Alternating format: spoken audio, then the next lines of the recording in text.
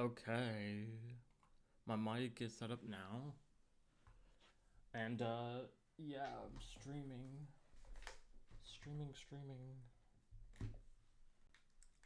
and I'm gonna change my setup later. Oops, hold on. I'm gonna change my setup later. I'm gonna be moving my setup to a different desk tomorrow or tonight, and what I'm gonna be doing is changing the positioning of things, and I'm gonna try and get a different camera to use instead of my laptop camera.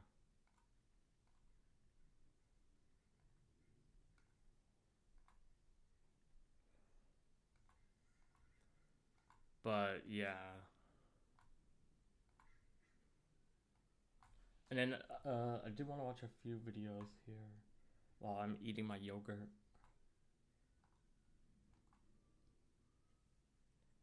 Oh, you can't hear it. Let me. I think I'm using the wrong one. Okay, do you hear this? Brainwashing and mind control was Okay. just something you see in comic books and cartoons. Looks okay. But now Looks I good. know it's a very real thing that you can see happening daily in this country.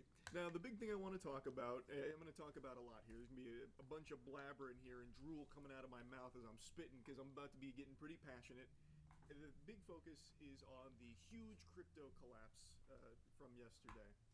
And the very suspicious, very lucky trader who was able to cash out $190 million off of it because they were shorting Bitcoin and Ethereum a day before and all the way up until a minute before Trump's Truth Social post announcing the massive tariffs on China, which crashed the entire market. And then 30 minutes later, they cash out $190 million. It seems like they might have known something, but that can't be, right? That would be corruption. And this administration doesn't engage in that kind of nefarious activity, except for all the previous times that this exact same thing has happened with Trump announcing things on Truth Social that people close to him that suckle his fucking teats must have had insider knowledge on because they're able to cash out millions upon millions of dollars because of his rinse and repeat cycle of threatening tariffs, backing off tariffs, postponing tariffs, just fluctuating the market up and down. Yet people in his inner circle must be privy to this knowledge because they are making absolute bullseye trades based on that before it becomes public. So this isn't really anything new. It's just the most egregious instance because you can literally see it. This account opens and starts shorting Bitcoin and Ethereum a day before this announcement, and then a minute before the Truth Social post goes live. Like it's unbelievable. And if you're a MAGA cultist, it actually is unbelievable. They refuse to believe it. They refuse to accept the very real reality that they are getting fucking hosed. Trump and Trump's family's net worth has exploded since becoming president. How do you defend that? Well, I'll tell you how. Because they say Trump is such a benevolent saint, he actually doesn't even keep his salary from being president. Wow, that's how much he cares about the American people. You fucking delusional homunculus. The presidential salary is actual peanuts. It's literal fucking used condoms in the grand scheme of how much money him and his family are making throughout his presidency. When he was being fucking sworn in, he was still launching up to 168 new products. And that doesn't even include things like his cologne that he launched, you know, the fucking Trump Gooch Galore smell, the Trump Hold on. watches, the Trump phone and shit like that. So that has only increased the amount of things that he is hawking to the American people to buy solely to enrich himself and his family. His fucking meme coin and all of that. His family is going ballistic in terms of how much money they are making off of his presidency. They're not even hiding it. They are just constantly making money off of you. As you suffer and get less and less money, they get more and more. They are taking the pizza and not even leaving you bits and pieces, morsels of the crust. It's sad, and yet people love it. They will accept it with a fucking smile on their face and say, please, give me some more. I've got more holes for you to fill. Please, come in here. I'm waiting. It's just absurd. They don't even stick to a single belief anymore. Like the Epstein files, I know I have made a lot of content on in the past, so I'm not going to regurgitate that. But the Epstein files are a really good example of how they really cared about the Epstein files, and they were really upset at the failure of Joe Biden to release them in that administration. So they were hyping up Trump about all of his promises to release those Epstein files, which he has still not done and still actively just like discounts and the entire administration denying the existence of now. And this same group of people that was so excited for Trump to follow through on that promise is now like, oh, he didn't break any promises. In fact, it's just not even important. That's why he's not doing it. Like, it's not a big deal. Like, who cares about the Epstein files? We have so many bigger things to worry about. Like, what the next product we're gonna have to buy from Trump is. Like, they're just now saying, it doesn't matter. We don't care. We actually don't want this information. Actually, I believe everything they're saying now. Yeah, it definitely doesn't exist. Yeah, actually, Maxwell's probably innocent too. But again, I've already talked about that a lot. Let's talk about some other stuff. The COVID vaccine. Trump just got a COVID booster. Not a conspiracy. Just out in the open, signed, documented, stamped. It is legitimate. Trump just got a COVID booster. And this administration has constantly played into the MAGA fear of the jab. That was one of the big things with MAGA, is like how this is, contaminating us, poisoning us. They're trying to kill us with the jab. And now Trump just got the vaccine booster, and those same people like Gunther Dickelman are now applauding him for it, sucking a fucking fart out of his butt for it, giving him a full rim job like, yes, the president's healthy, this is great news. Meanwhile, only a few months ago, a big talking point from him and so many others is the COVID vaccine and the evil of it. But now that Trump got the vaccine booster, well, now they love it. Well, now it's great. Actually, Trump probably got the vaccine booster because he's going to immediately give all of us herd immunity. He is using himself as a selfless sacrifice with the jab, so that way his aura of being immune to COVID will help infiltrate all of us via osmosis. So now we're all immune to COVID thanks to Trump getting the COVID vaccine booster. Or some crazy shit maybe. That one I'm just spitballing, but I'm trying to find ways they'll mental gymnastics around it. But the sad reality is they're not even going to bother trying. They're just going to be like Gunther here and just be like the good little NPC drone that's like, anything Trump does is great. Can't wait to swallow more Trump meat. Jesus, I don't care about this video that much. 43 million in one day is crazy.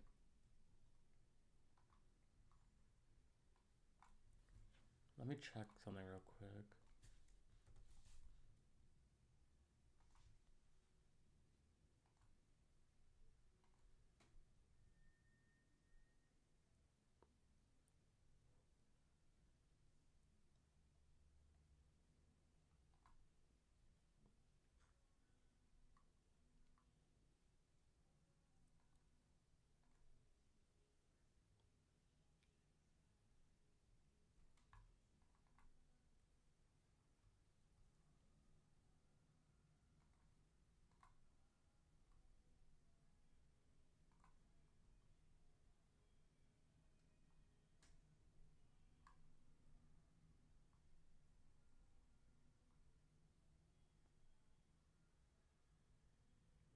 Wow.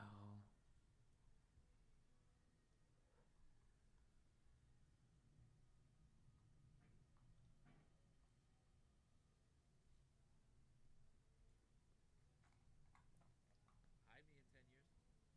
I'm gonna schedule upload this video 10 years in the future. Damn, that didn't do 100 million.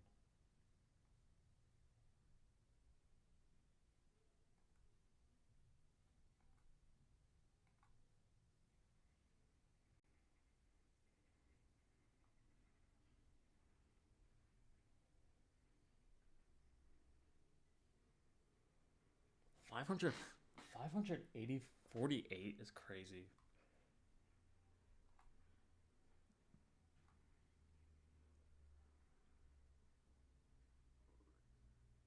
728 million, but it's not filtered correctly.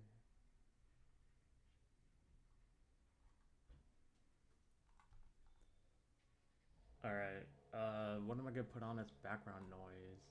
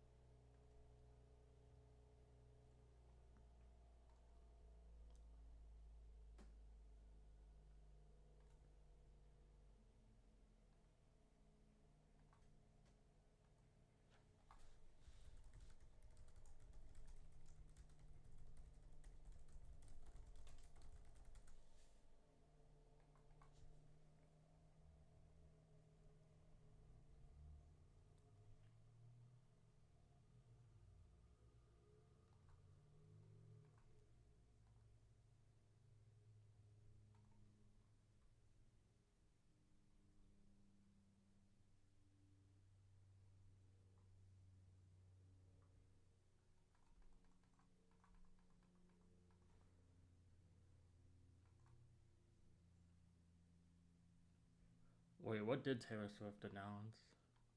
Oh no, that's tomorrow.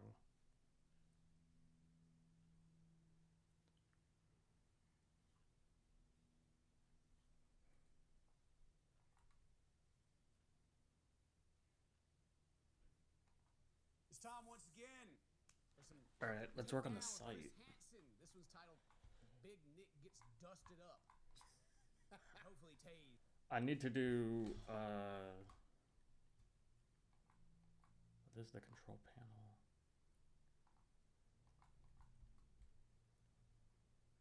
I need to do. Let me hold on.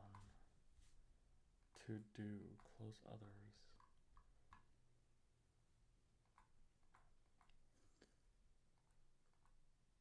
Okay, perfect. So now Sunday, 10/12/2025. More translations, 5 pages.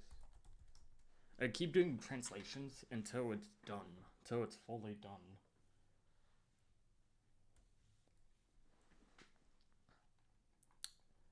Add screen snap. Yeah. Update sales. Update sales of more artists. Certifications. I'd say let's do 5 more artists. Let's say 5 artists. So if I do this, if I do like 5 artists every like day on the weekend, like Saturday and Sunday, then we could slowly get it done. 10 a week, 52 weeks, 520. I would get it done, and then like keep doing that. Let's say 10 artists. 10 artists. And then for things that we still need to do, I do want to do this call to action pop up, so that way we could do like some advertising thing.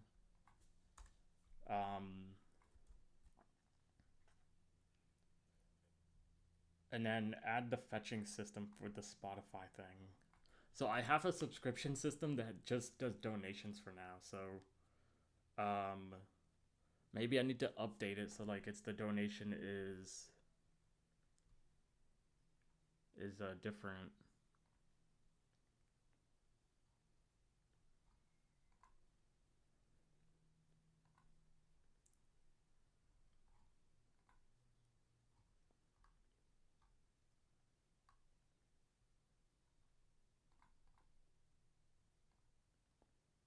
Hold on.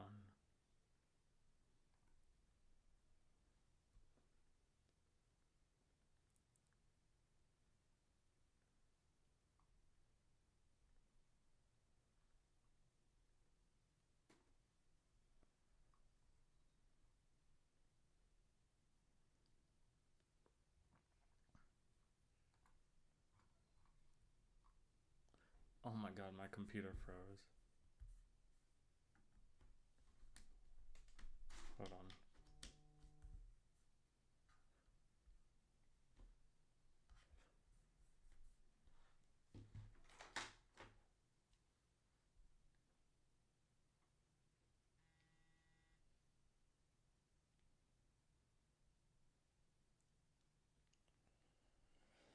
Hold on. What happened here?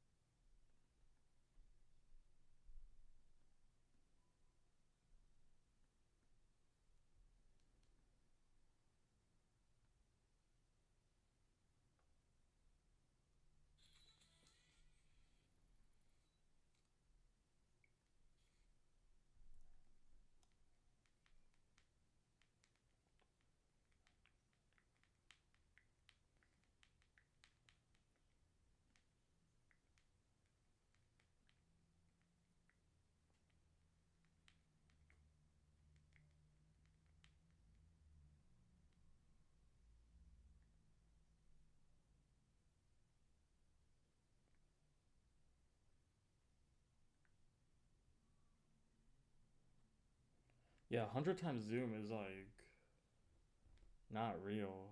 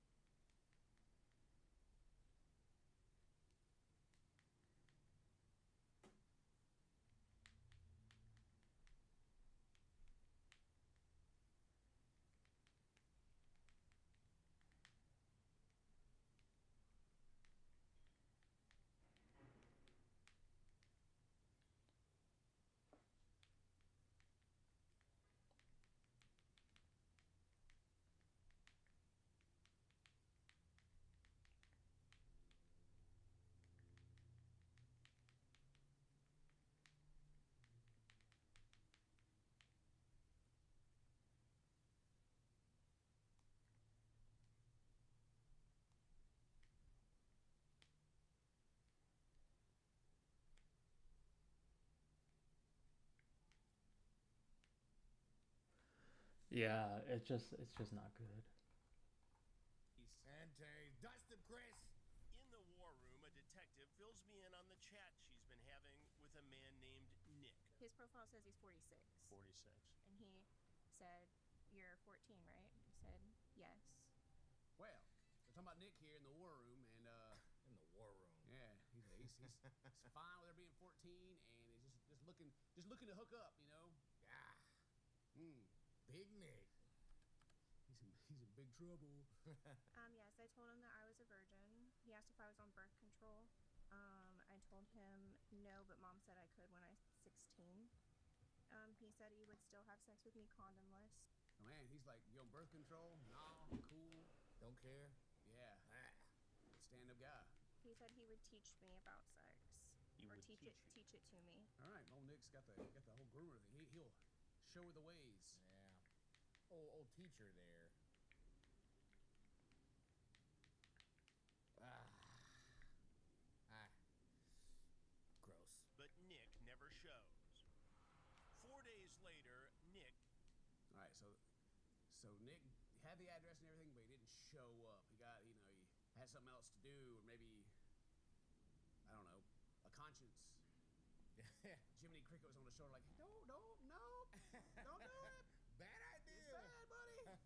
Chris Hansen. Chris Hansen. Hold on. It's just wrong. Just don't do it. It's bad. But now he's back. He tells her he came by the other night, saw a car. Detective I got a realizes the girl's video age is plan. 14. He asks her if she still wants sex. Ah, so he did come by, but another car was there. They're busting someone. He's like, Yeah. better keep going. All right, let's do In translations. the car, somebody's there, but I'm not doing anything wrong. I guarantee he's like, oh, I was just coming to hang out, you know? Scoping the place out, dude. Yeah, it's like he says, you won't get preg. Don't worry. He says he'll be there around 8 p.m. Asks if she's a cop. Let me see. Why do they do that? I don't understand. You ain't a cop, are you? You gotta tell me. Gotta tell him.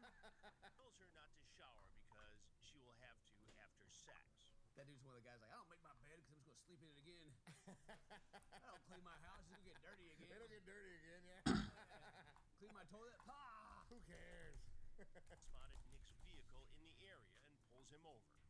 My crew makes the scene and finds Nick on the side of the road in handcuffs. Look at that face right now. He got dusted up, baby. Hold on. So he didn't even make it to the house. They just jumped him. It looks like they jumped him, too. Yeah, I was gonna say, jeez. Like kick him on the ground. All right, the camera crew's here, guys. Chill out. I know he deserves it and everything, but yeah, come on, Chris is here. Let's be professional, guys. Man, like, this is the guy right here. This is the guy that's going to teach her everything that he knows about sex, which is probably not much. Right. Whatever he's seen on TV. In his anime. But he had his running shoes on, so maybe he tried to run from the cops. You know, maybe they're like, all right, get out the car. He twist his ankle, fell down, hit his knee. Think they tased him? I sure hope so. I sure hope so. That's the ultimate way to get dusted. Don't have to have permission. All right. Hold on. No, it's Cole County, Mansfield, Roth County. fucking eye out.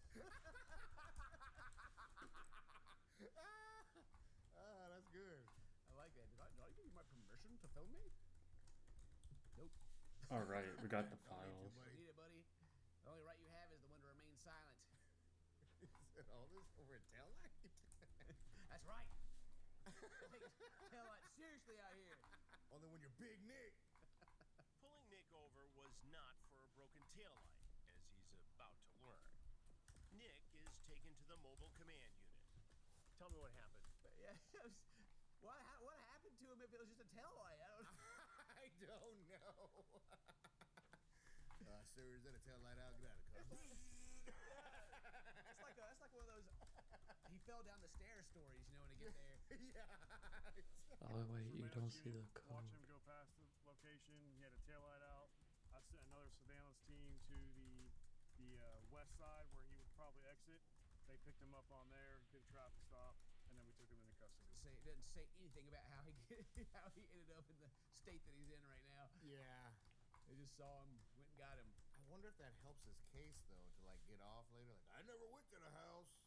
Nah, well, I mean, usually they get him for just what they're saying online. That's true. Usually Yeah, computer yeah, solicit and all that Right. stuff. Yeah. Okay. So they got charges against him no matter what.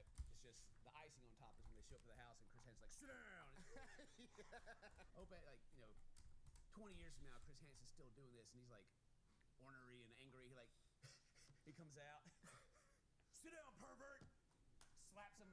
All right, one of them's done. He's got his own taser. Yeah. Sit down. Have a seat. And nobody does anything. It's like Chris Hansen, man. He's like John Wayne, you know. He's taking him out left and right. Hey, Nick. Good. Looks like you got dusted up a little bit there. He had his title in mind already, you know. Man's bamboozled. I'm not going to answer all these questions. We know cameras, I'm probably rather just talk to you personally. Well, I'm Chris Hansen, and my questions for you involve a 4-day Spotify views. There should be Spotify He's just laying streams. down, the guy's like, Yes. I love how Chris just he ignores the fact that they're like, I'm not going to talk in front of the cameras. Right. He's like, yeah, I know, Yeah, whatever. whatever. So anyway, cameras aren't going let anywhere. me tell you who I am. This episode goes over another 20 minutes, so I guess he starts talking. that you were coming over here to meet a 14-year-old girl for sex. You're going to pay her for sex. He got nothing to say. He's got to clean that knee up with that dry paper towel they gave him. I know. Oh, man. He's already got like dry blood there. Like that's What a trick. Here, use this to torture yourself. It hurts. They probably Yes. sprinkled salt on him before they handed it to him. You see how this looks. Oh, sorry. You talk about getting her pregnant and having her move in with you. Doesn't look good, Nick. Chris is about to be like, guys, chill. Yeah, for real. I'm asking some hot questions right now, and you guys are playing with paper towels and whatever's on the roof. I need him to answer. Stop distracting him. No, real cool. That's what I'm saying. So you were just messing around? This is role playing, or just help me to understand it? Kind of, sort of. Kind of, sort of. Role play. It was just talk. She like showed up, scoped the place out. Well, yeah. He came by, saw a car there. That way, didn't want that, and then showed up with a busted tail light and got tripped, I guess. Whatever happened to him. And what company do you work for? I'm not going to put the company on. So you sell windows. Yeah, I'm not going to do that. No, And that's not fair. you do pretty well with that?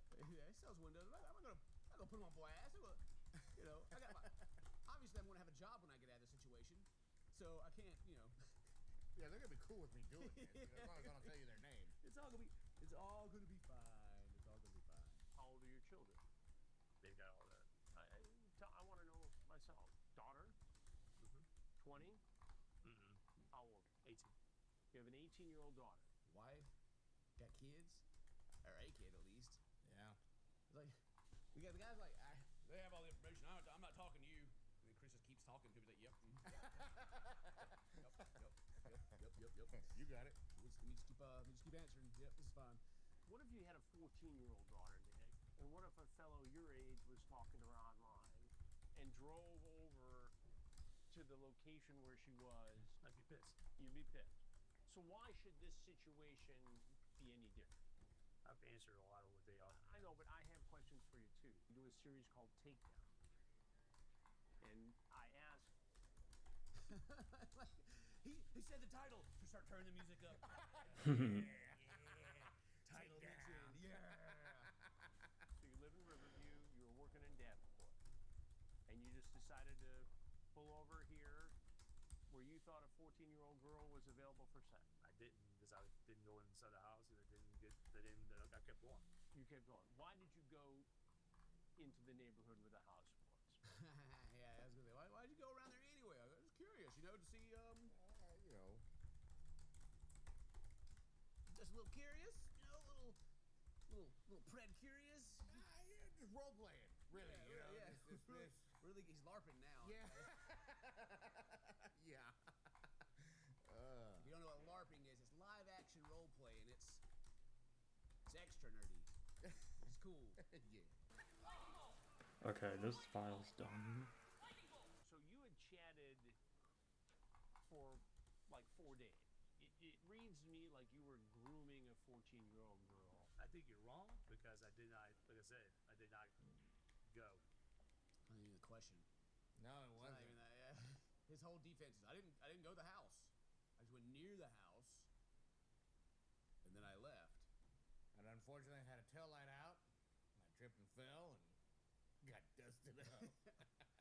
Yeah. Well, you had this sexually charged conversation. What's that? I didn't go to the house, Chris. I didn't go.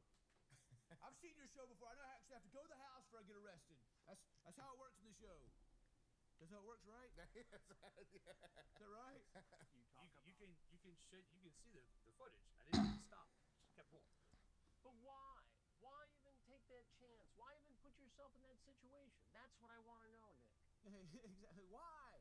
Why you big idiot? Why? Yeah. Why would you do that? Obviously, there's intent, and you were thinking real hard about it, or you wouldn't even went over there to begin with. It's his second trip here. But I didn't go, Chris. I didn't go. I just went, but not inside. And what were you trying to achieve with this online chat you were in? Nothing. I mean, you got to go on a site where you know people go to for sex, right?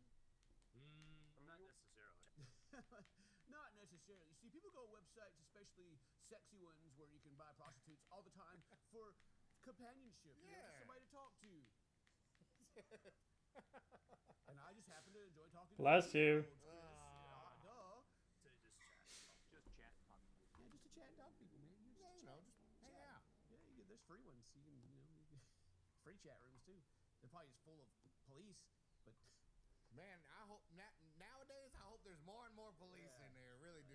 Role playing, playing on some fantasies. Nope. he wasn't even role playing. There was no fantasy here. He wasn't role playing with her. Oh. They coasted. They what? They coasted. They coached you. And how did they coach you exactly?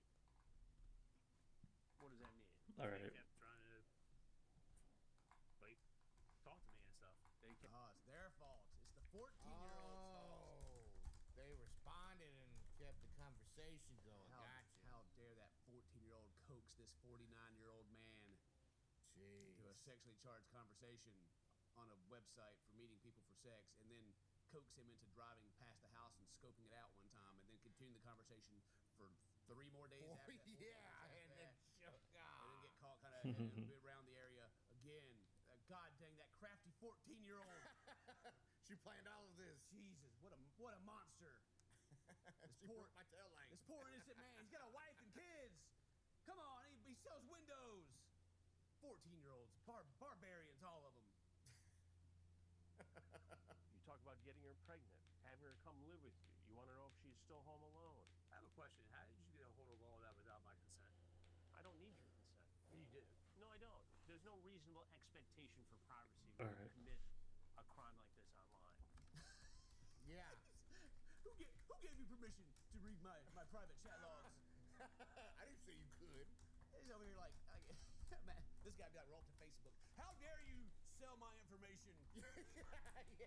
I didn't give you consent. They like bust out like the 100 page like terms and conditions you signed. Actually, you signed your soul. You signed everything. Nobody reads this. And I have the right to dust you up even. I just didn't do it. Yeah. You committed a crime soliciting a child for sex online. Right. I know I've probably seen. Not here. You don't. You committed a crime online. It's private. Just like whenever I have drugs and I keep them inside my lockbox, nobody's allowed to go inside there. I have the key, okay? Nobody Just asked. me. You told her you loved her. He loves her. He loves her so much. I wasn't grooming her. I just told her I love her. I just, He wanted want to marry you, girl. he wanted a 14-year-old to move in with him. And his wife, his kid, possibly multiple. Check his basement. I hope he doesn't have a basement. Get this. He had no intentions of moving anyone anywhere. He was just, That's true. He was going to show up and do his thing and leave, and Ruin a life. that's grooming right there. Yep. You told a 14-year-old girl online that you loved her. How old are you, Nick? 46. 46. Not 46. Pardon me. Not 46. 46. Why did you do it? What are you gonna tell your wife? Song title. I'm not going to tell her anything. I I feel privacy. like She doesn't have my permission. Yeah. She doesn't have my permission to watch your video either. Yeah, she no permission to know. It's secret. Hey, your daughter. Have you ever met anybody online for sex before? No. That I'm 100% positive. That you have to believe me this time, Yeah. Chris. That one's the truth. Yeah. Don't believe anything else I said, but that one, I'm legit. I ain't never done it before. I'm pretty sure is what he said. I'm pretty sure of that one. We keep on. Well, people that if they're over age, that's different. But Yeah, but why did you start? Oh, if they're over age, it's different. So he has. He's a regular. He's like he's a premium user. Yeah. Yeah. It's a fantasy. no, Then why? I honestly don't know. You honestly don't. That's hers. This He just don't know. He just goes around living his life, doing things he has no idea why he's doing them. Just bamboozles them every day. Yeah. Yeah. One day he caught himself like mowing the yard. He's like, why am I doing this? I didn't consciously decide to do this. Jeez. Confusing. And these All situations, why'd you right. do it? I don't know. You did it because you wanted to do it. You had the opportunity to do it. It presented itself, and you took it, and you're all horny and in your feelings and having these conversations. You went by the house. Yeah, you knew exactly what you're doing. Shut up. You're a cheating, lying piece of garbage because you're trying to get with a kid. And he even told her it's going to be unprotected. Like, this guy's like the worst. Dude. He won't get her pregnant. He promises. Oh, that's true. That's true. Just like she can That's move true. in with him, and he loves her too. All promises. Man. He's 100%. You can trust him on that. Oh, dust him up again, Chris. Dust him up. All right. Big leap. To Where'd go the from other file go? Chatting with adults online about sexual things to chatting with a 14-year-old girl who you tell you want to get pregnant. Well, he tells her he wants to get. Yeah, I guess the conversation changed. I know he said he won't get her pregnant, but Chris keeps saying that he wants to get her pregnant, which is that's worse. Yeah, it is. It's absolutely worse. I'm sure his wife would love that. Now, what kind of delusion? What kind of delusion you have to even believe like a 14-year-old girl, if she was real, would be like down with that? Yeah, man, get me pregnant. Yeah. I can't wait to be on MTV's 14 and pregnant. You know. Gosh. Yeah, for real, dude. Like, So that boggles the mind of like how he would even think that anyone would ever find that attractive. or him. Or him. You don't find him attractive, Dane? Not me. He's not my type. This jump doesn't happen overnight. It's a gradual fulfillment of a long-held fantasy. I'm just telling you what I see. I'm gonna tell you this: you can go on my iPad, you can go on my phone, ain't nothing in there. So Ain't nothing in there. nope. What were All right, they got consent. Search your stuff. Search the computer, boys. Yeah. Oh, he did say that, didn't We he? got his permission finally. We got his permission, He y'all. gave it out. Where were you when you were having most of this chat? At home? Driving. Driving. You're texting and driving. That's illegal too. Another crime. Tack it on. Tack it on. What a dangerous human being. Lord, Chris is like, oh, so you're doing this too? All right, gotcha. Right. Yeah, texting and driving. Wow. Well, Nick, what do you think should happen? Well, obviously, you'll get locked up. I'm assuming so. Yeah. What do you think? Well, I'm getting locked up, and it's not my decision. If it was up to me, I wouldn't even. God, let me go for a taillight. You guys didn't have permission to arrest me if it was up to me, but I didn't consent to any of this. What did you think? What went through your mind when you got pulled over by the sheriff's deputies? I thought maybe it was I was speeding. I wasn't sure. You thought you were speeding. I said I don't know. I thought maybe I was speeding, and then When he got pulled over, he's like, I got a rock solid alibi, Chris. They can't get me. I didn't go into the house. Didn't give my consent. Didn't ask for a lawyer. Didn't know what I was doing. Didn't think about nothing, Chris. They can't get me. I didn't go in the house. Easy peasy. But you knew that you were sneaking around this area where you thought a 14-year-old girl might be home alone. I need to make automation tests I didn't. You brought me, yeah, because I don't know. you little sneak. You're there sneaking around. I know you. This video's way too long for me to care about.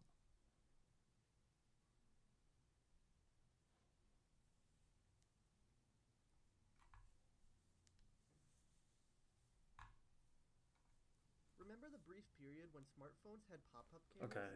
No notches, no hole punch cameras, just a Alright, hold clean on. display edge to edge. Pop-up cameras were supposed to be the answer, giving us the all-screen experience we'd always wanted. For a moment of time, it felt like the future was here. I'm gonna have to bring this phone up again, but personally... Okay, yeah, so there's that, and then...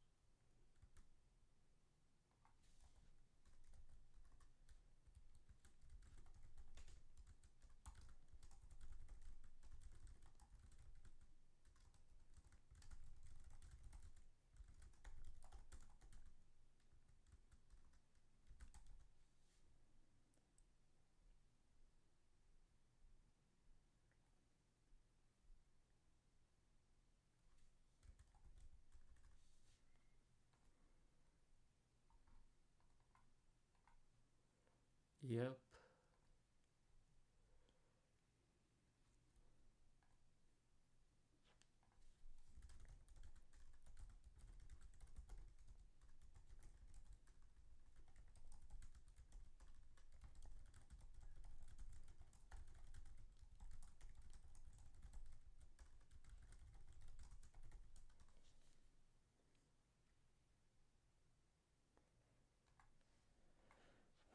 Alright, we need to update the certifications. My favorite design ever was the OnePlus 7 Pro.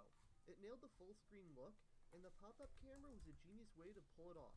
When you needed it, the selfie camera would quickly pop up, and then Alright, hold disappear on. after use just as fast. No notch, no cutout, it was just pure screen real estate. But here we are today, with nearly every smartphone having a hole punch or notch for a selfie camera. So if pop-up cameras gave us the perfect screen we all wanted, why did they almost disappear as quickly as they arrived?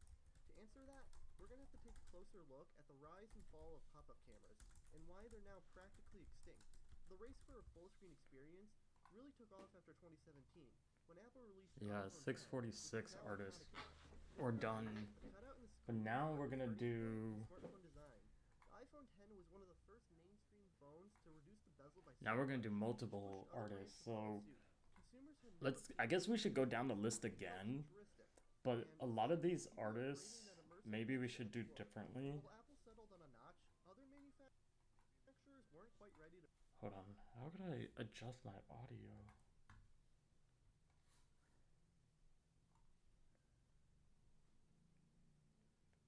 Here. Instead, they saw it as a challenge. Creative phones So we're gonna do few artists here. I should do this again. Some companies tried slimmer notches, others tried teardrop shapes. And advertise my site this way in the... Solution was to hide the camera entirely. This was the dawn of the pop-up camera, a new way to deliver the all-screen design people were now demanding, without any intrusive cutouts or notches disrupting the display. When you needed to take a selfie, the this and then pin it. For the first time since the introduction of smartphones, you had a phone that offered a completely immersive display. It was exciting, it looked futuristic, and it was honestly just fun to use. One unexpected bonus of the pop-up camera was privacy. In a world where data privacy concerns are growing, the physical barrier of a pop-up mechanism provided a layer of security that traditional front-facing cameras simply couldn't match. When the camera wasn't in use, it was literally hidden inside the phone and out of sight. For anyone a bit uneasy about a camera always staring back at them, the pop-up design was reassuring. It's the same idea that's now led to an entire market of laptop cameras. Wait, hold on. Covers and privacy shutters. You know exactly when the lens is exposed, giving you the confidence that no background app could access it without your permission. But even as pop-up cameras gained traction, they were still a rare breed. Most smartphone companies were hesitant to dive into this tech. Did they really get rid of this because of the... That's crazy. Have you ever heard of... Hold on. Let me check something real quick.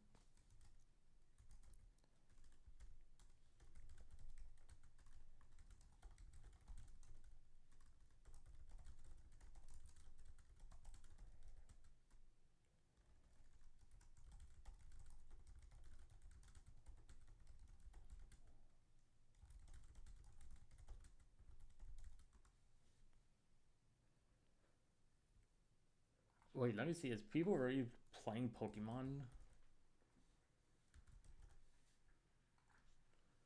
People are really streaming Pokemon Legends.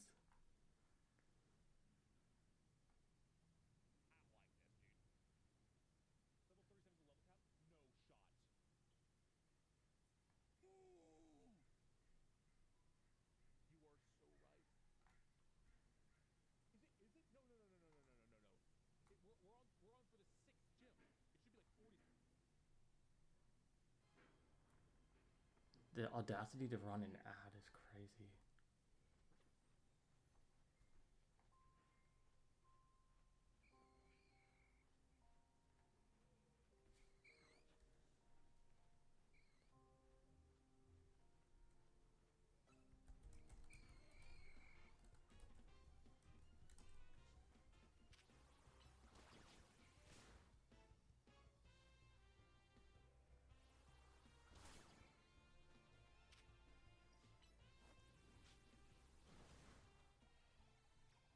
Okay, hold on. I gotta watch this real quick.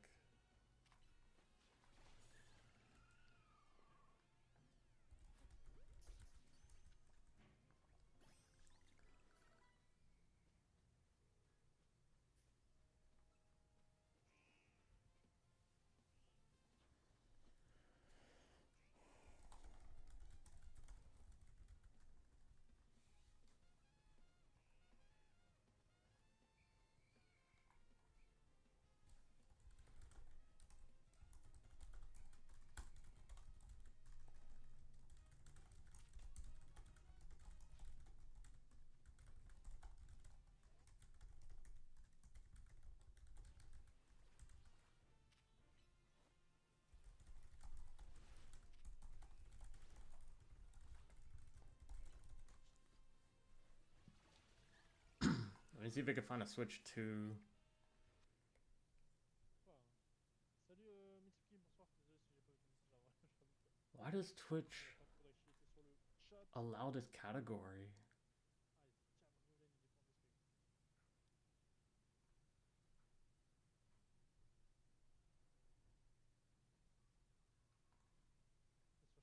Non, c'est sur...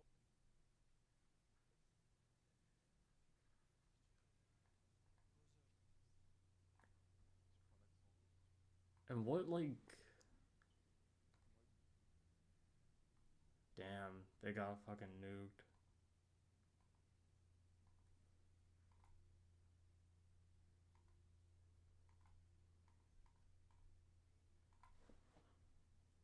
Whole category getting nuked.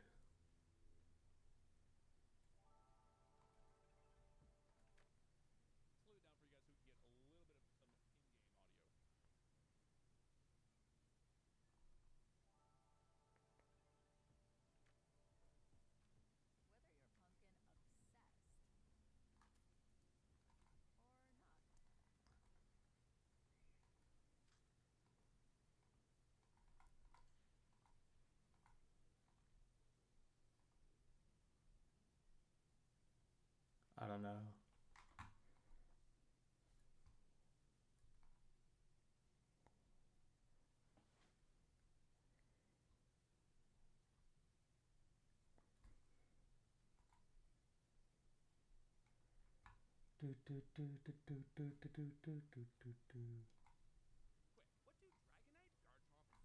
Here, we can watch this while I do this.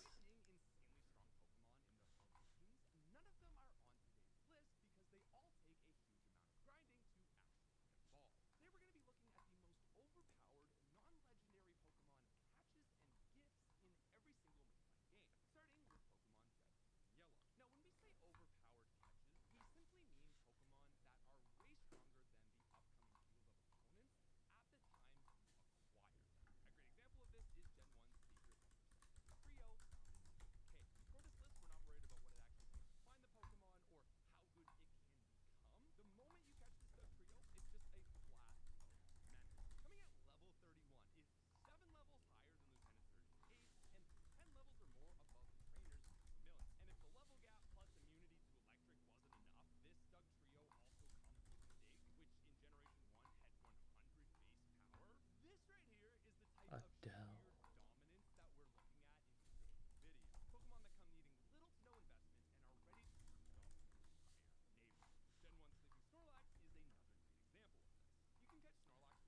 So, oh, I thought this was new. Fuck.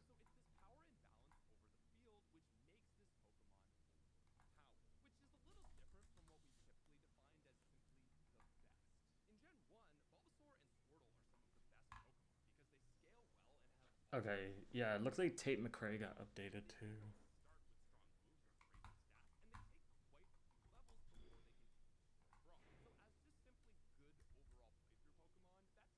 I really don't have Tate McRae's music on here.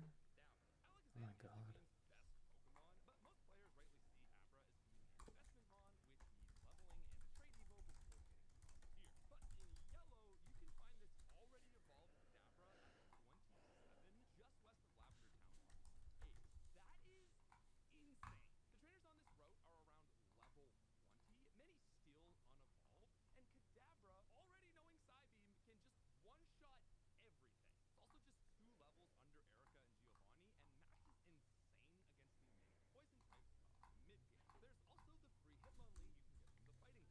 Okay, let me do RAs.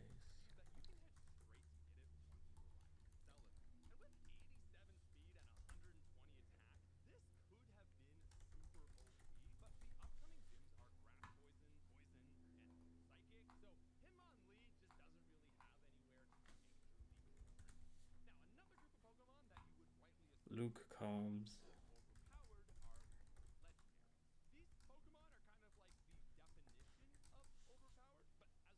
Oh, the audio is not covering legendaries on this list.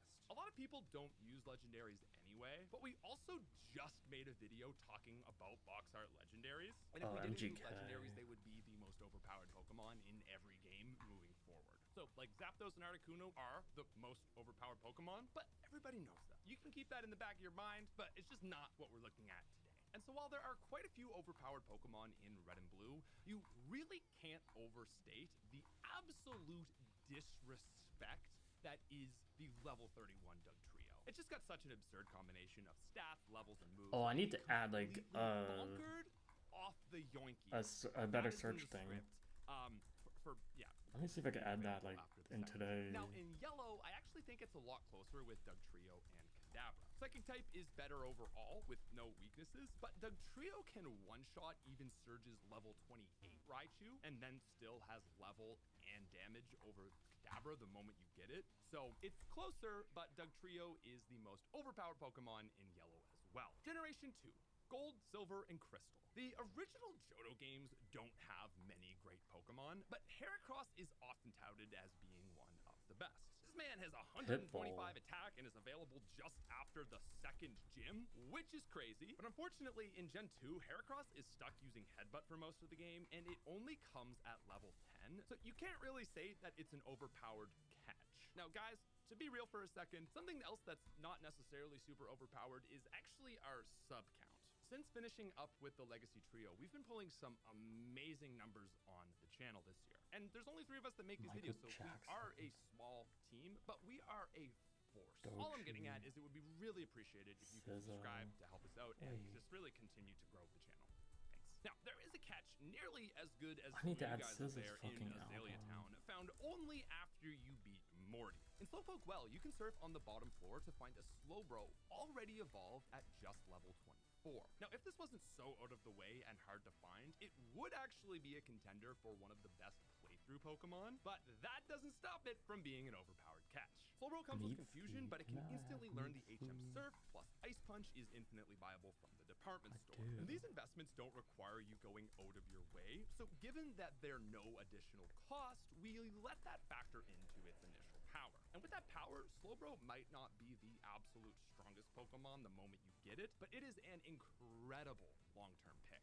And right next to Slowpoke Well lies Union Cape, where if you come on Friday, you can find yourself Tyler. a Lapras. Perhaps a bit underleveled, Lapras gets surf right away, comes with Body Slam, and also no Sing, which is still really OP in Gen 2. Lapras has better stats than almost anything for this point in the game, but at level Shall we 20, roll? it is more of a long-term investment for Lance than an immediate power spike. So I don't know if it's particularly overpowered, especially when you can head to the Lake of Rage to pick up a level 30 red Gyarados. Let's be honest, we all knew this video was gonna talk about Gyarados. Now, even a naturally evolved Gyarados in Gen 2 is going to be good, but to get one that comes at level 30, out-leveling basically all nearby trainers by 10 or more is just And then who ridiculous. else? And even though it comes with terrible moves, you can literally just teach it Surf and Strength, and it will solo everything from Price, Chuck, and Jasmine to every single rocket fight in that stretch of the game. And while we're not focused on Zach legendaries, Bryan. it is probably worth mentioning the absolute absurd potential of Gen 2's legendary beasts. Unlike pretty much any other roamer in the series, you can theoretically catch one of these dogs, and by dogs, I Alright. mean like Let me cat? get to my thing. I actually, that doesn't make any sense. The point is, you're probably never going to get one, but if you do, a level 40 Raikou by the 4th gym is arguably the most overpowered catch in the entire Person- series. Now, for our list, I think the early Bryson Slowbro is Tiller. incredibly strong, even more slept on, and not factoring time to acquire, it is one of the best Pokemon in the game. Its biggest issue is just that its level is fairly on par with the upcoming fights, whereas Red Gyarados just has the levels that make it absurdly overpowered from the moment you get it. And so in its absolute worst generational state, Gyarados manages to be the most overpowered Pokemon in Gold and Silver. But Fuck, I don't care anymore.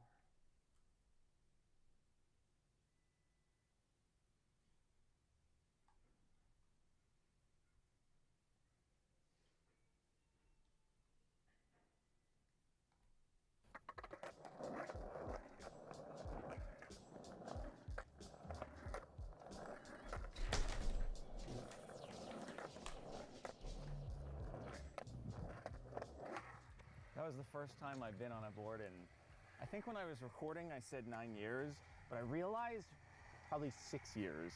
It's good to see that I can still actually stand and balance. So the new skate game just came out. It's called Skate, but it's Skate 4. Is this sponsored? And for some nostalgia's sake, I thought we'd try playing it and also see if I can still do any tricks in real life and match the game, kind of like the old double feature with Sea Nanners 15 years ago. So let's see if I've still got it in me. All right, so hear me out, guys. With it having been 9 years since I've last skated, I think we got to do like a little bit of an in-game warm-up, right? Make sure we've still got it, you know? Now that is just about as good as you could ever for an ollie to turn out. I can't. Okay, hold on. I can't think of a better way that could have happened. Oh, I don't know that I can recreate the acid drop after. Hold on. Let's get a little more. There we go. Not as much pop with that. Let's hold. That was good and poppy. Even more. Oh, that's the pop that we needed. Let me see if I've still got this in real life. All right, let's see if I can still do an ollie, bro. I'm so worried I'm gonna hit one of these little freaking pebbles on the ground. Front wheel goes in. You hear that? That's the sound of death. It's probably gonna happen. All right. Whew. No pressure. It's been many, many years. I just hit one. Oh. I'm so worried about all these little rocks, dude. This one's fun. So bad.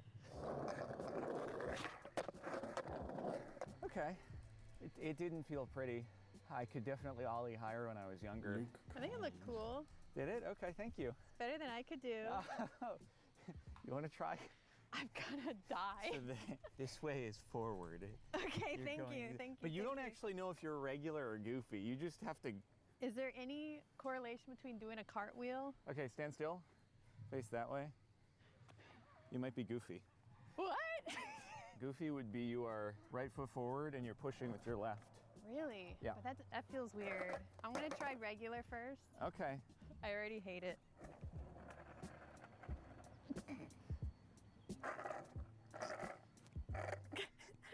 You're spinning the board. I don't know. Push, push, push. I'm scared. You did it. I'm a pro already. Yep, nice ollie. Thank you. All right. Well, presumably we just got back from some absolutely sick ollies, so we're feeling warmed up to. That's cool. Yeah. Get Alright, some more let's see here. Luke banger Holmes. tricks. Oh my God! Look at that with a little bit of a revert out of it. Woo. Growing up. He is so ready to rock and roll. Wear your helmet, kids. You believe it's been 15 years-ish since Skate 3? And it has a special place in my heart because it really is like What you see is I started. what you What were you trying to do there? I started posting it on Machinima Sports. It was the first game that I was ever doing on Machinima, and then that led to like Call of Duty, which led to other stuff, which then led to me still making YouTube videos. Not so much on Call of Duty 15 years later. So, kind of one of the early steps in a big old cascade of events that have spanned a very long time. God, I'm so old. I think we're headed up to if you can see that building with the cutout in the top of it, kind of just like where my bald head is right now. There's a cool drop there, but on the way, let's ramp it up slowly. Okay, what if I did like 180s, right? What about both? Oh yeah, regular and switch 180s. This one's I want for to see you. if I've still got it. Okay. 180s. Regular and switch. Can I even still do a switch ollie? It's a great question. We're going to find out. But surely I've still got a 180 in me, right? Surely.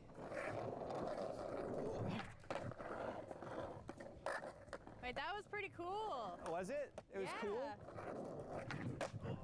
Okay. We got the regular. Can I do it switch, though? What does that mean? If you're regular, normally, then you'd go to goofy, and that's skating switch, and vice versa. See if I can even switch ollie still. Ooh. Not great. It was perhaps the worst switch ollie I've ever done. All right, let's see if I can 180. If that were in the game, it would have come up with the sketchy thing underneath the trick. Was that good? I don't know, was it good? I don't know. That wasn't. Don't worry, I've got this. Okay. 16 million. Luke Don't Holmes worry, is I've down. not got this. I can do better. Okay. Okay. MG. I'll take it. Sketchy. I'll take it. I can still do 180s. This is big news. Nice. Okay, well, I'm sure that I just did some super epic 180s, both regular and switch, and I'm very proud of myself for having done that. But hey, did you know that the new skate game is also a bit of a parkour simulator? Not just skateboarding, but extreme body movements even without the skateboard. And I Okay, at 4 believe that million. this is actually how you have to scale these towers. But I know that like once you get to the top, there's some kind of I'm gonna set a respawn point here. It's probably a good idea in case I were to, I don't know, fall off. Oh god! Ow! It's fine. I'm fine. I'm fine. No, don't try to skate there. It's a bad idea. Yeah. Abandon your board. Become a professional climber. It's kind of no. That's not what you were supposed to do at all. Like it's really that was. Ooh. I don't know if they're planning to implement Hall of Meat, like they had in Skate 3. It isn't in yet if they are, but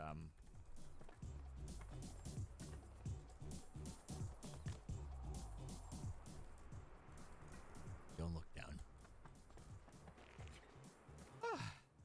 Okay. Good progress.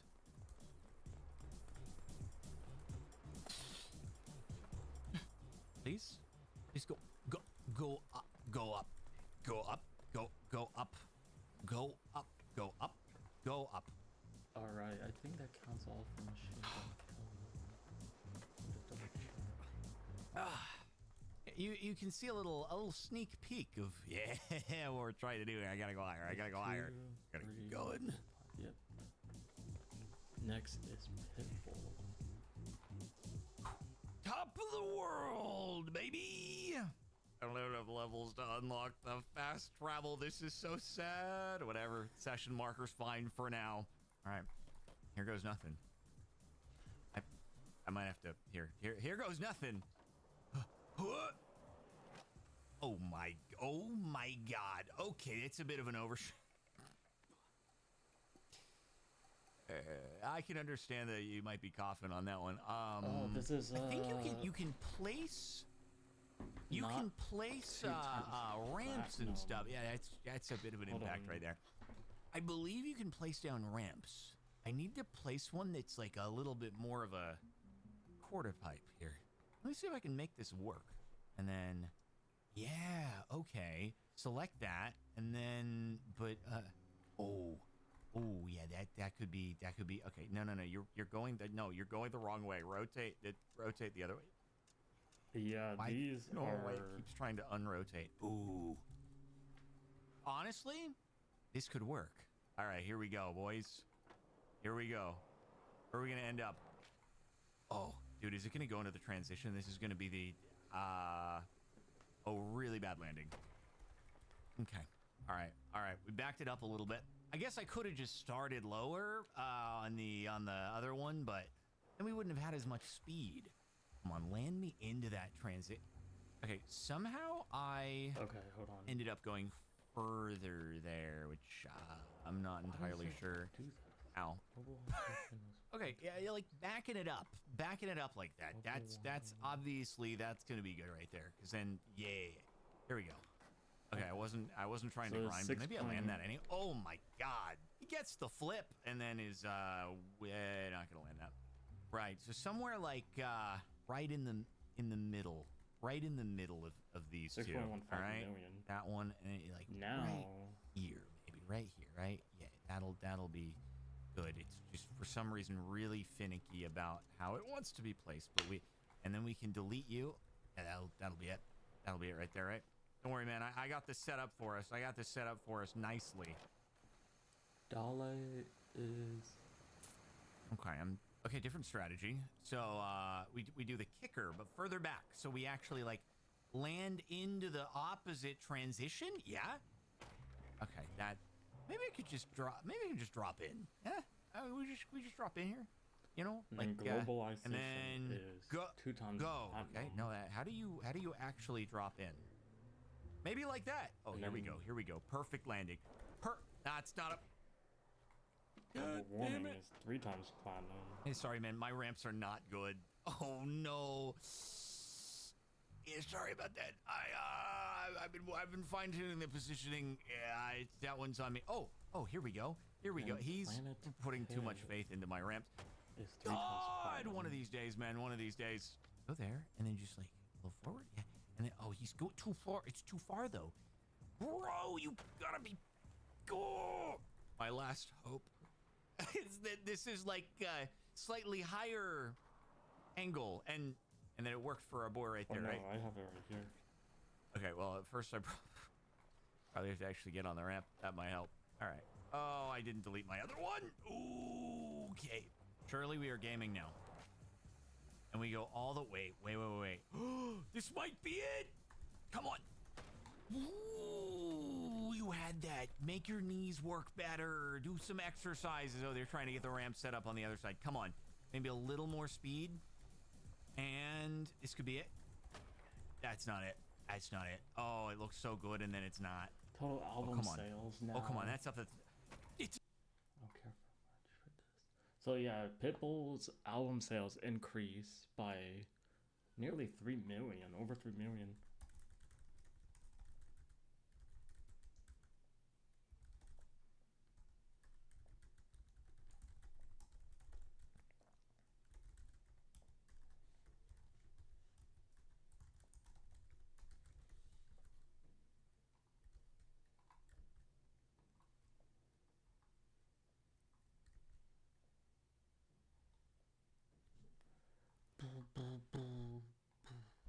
Now SZA, I gotta add SZA's album. But let me just do, I guess, Mitski.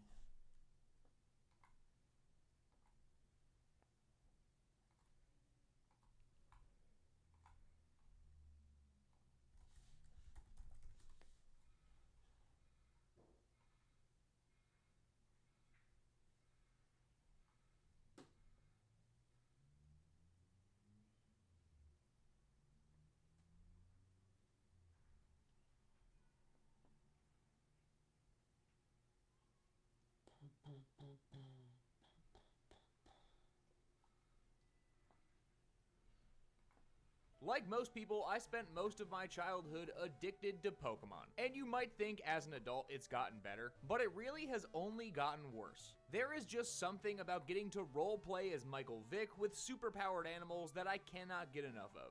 And it all started on the Game Boy. The first Pokemon games ever released were Pokemon Red and Green in Japan, but I have no idea how to play that. So over here in the United States, the first games we got were Red and Blue. From what I've gathered, the reason was to appeal to Americans by having the colors resemble that of the American flag, along with the red and blue case having a better contrast. And in the long run, I'm not sure if that really would have mattered, because even though it came out towards the end of it, they went on to dominate the Game Boy's lifespan, and when combined with Pokemon Yellow, ended up being the best-selling games on the console by a huge margin. You know a game is popular when it makes Tetris look like the underdog. And kids all over the world went absolutely feral for this game. Anytime a 9-year-old touched a copy of Pokemon Red, they immediately became an addict. Give me that. You need to go play outside like a normal child. No, please, give it back. I just need my fix. Bad.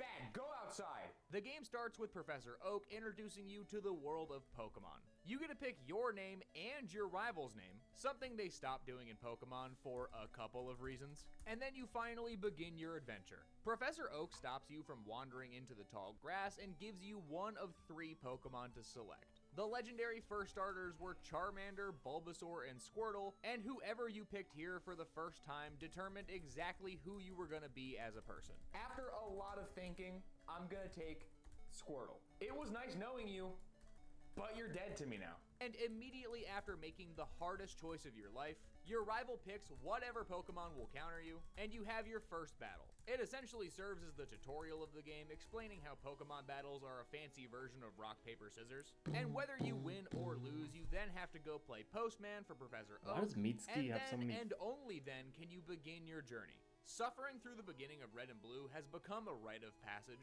and whoever you ended up picking as your starter Pokemon will affect the game far more than any other Pokemon title. If you pick Squirtle, the game will be easy. If you pick Bulbasaur, the game will be easy. The artists that we Charmander, please all just have their put me out of my misery. The first gym is led by Brock, who uses a collection of rock-type Pokemon. So for people who pick Charmander, you're going to get absolutely bullied unless you grind for an egregious amount of time. There are Pokemon you can catch, but most of them are not going to be helpful at all. There's Pidgey, Spearow, the Nidorans, Rattata, Weedle, Caterpie, and Pikachu. Both of the birds are normal and flying type, which immediately makes them useless. Rattata is only a normal type, also being useless. The Nidorans won't be helpful unless you level them up to level 50, and by the time you get there, they'll already be strong enough to beat the gym. Pikachu is pretty rare and also not going to be helpful. Weedle is bug and poison and also not going to be helpful, which only leaves Caterpie, which you could evolve into a Butterfree to help, or you can do what I did and just grind your Charmander until it evolves and then just fight the gym until you win. But once you get past that first gym, the game starts to open up a lot more, giving you a much larger selection of Pokemon to choose from. The original 151 Pokemon are iconic for a reason. The designs appeal to everyone. You had Nidoking and Nidoqueen, which look like monsters, Clefairy, which is just adorable, and of course the best Pokemon ever made, Bellsprout, who is the best designed Pokemon of all time. My bias is showing. Red and Blue came out long before the internet was what it is today, and most people would get their information about Pokemon by talking with friends. Because one of the main reasons Pokemon took the world by storm was because it was designed to be a social game. Going to school and talking to friends about what Pokemon you caught, how many gym badges you've collected, and everything else you've learned about the game was a part of the experience. The point of having split releases was to encourage you and your friends to get different versions of the game to trade and battle together. I remember playing through Pokemon Blue and having my brother show me Pokemon that he caught in Red, and even after putting countless hours into the game, I was still shocked there were Pokemon I had not seen. Did you say it has scythes for hands? Here, take my Rolex. Part of the reason Pokemon did so well is that it made use of the Game Boy's hardware like no other game. The Game Boy was a handheld gaming console, which meant it was far more portable than any other home console could ever be. So people could bring their consoles wherever they went. And Pokemon was the first game to truly capitalize on this idea in a big way. Using a link cable to connect and trade with friends was a brilliant idea, which only enhanced what made Pokemon incredible already. The adventure that Red and Blue take you on was something that was never really done in a game prior to this. Having 150 different Pokemon to use made it so you could have a composition of any Pokemon you wanted on your team, which meant you and your friend could have a completely different experience playing the game, even if the core of the game was the same for everybody. Though it's not my favorite, Kanto is a solid region. It was the first Pokemon region, so there are gonna be some faults. Like I said before, progressing through the early game is not great. After Mount Moon, you can't backtrack at all until you get to Vermilion City, which in my opinion is just bad game design. Not having the ability to run is something that I think the earliest games really suffer with. And I know that you can get around with the bike using dig or teleport, but having to walk everywhere, especially in the early game, is incredibly slow. But beyond that, the rest of the region is pretty incredible. It has the best safari zone in all of Pokemon, some of the most iconic cities, and Bill's house for people who want to get violated. I do not trust this man. The original Pokemon games are really fun, even if they are really broken.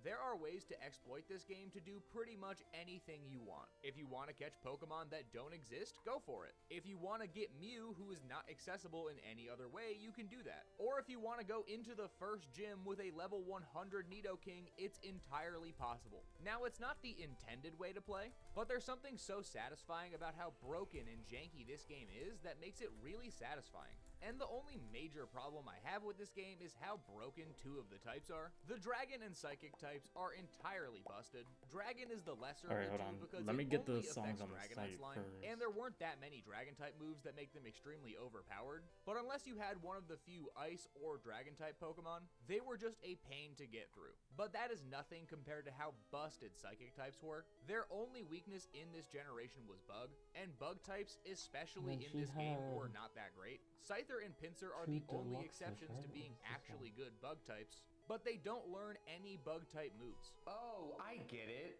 This is stupid. So at that point, you only have a few options, and none of them are good, which lets Psychic just steamroll pretty much every other type. But how broken this game is part of the charm. The more recent Pokemon games have ironed out the formula a lot, but going back to the earliest games in the series is a great trip down memory lane. Though they have their issues and they're not my favorite Pokemon game, I can't sit here and say they're bad by any means. And with Pokemon being a cultural sensation at this point, just over a year later, they released Pokemon Yellow Special Pikachu Edition. Pokemon wasn't just popular because of the games, the TV show and trading cards were doing numbers as well. And a countless number of kids across the world wanted to live their dream and be Ash Ketchum. So the Pokemon Company decided to make as much money as they possibly could and create Pokemon Yellow, reshaping their first games to feel more like Ash's journey in the show, which looking back was a brilliant decision by the Pokemon Company, changing just enough about a game to make people want to buy another version because it has options that weren't available in the originals, and giving them a chance to fix issues in their current games. The third version became Pokemon's go-to move going forward, generally offering a better experience than the standard games. And Pokemon Yellow was exactly that.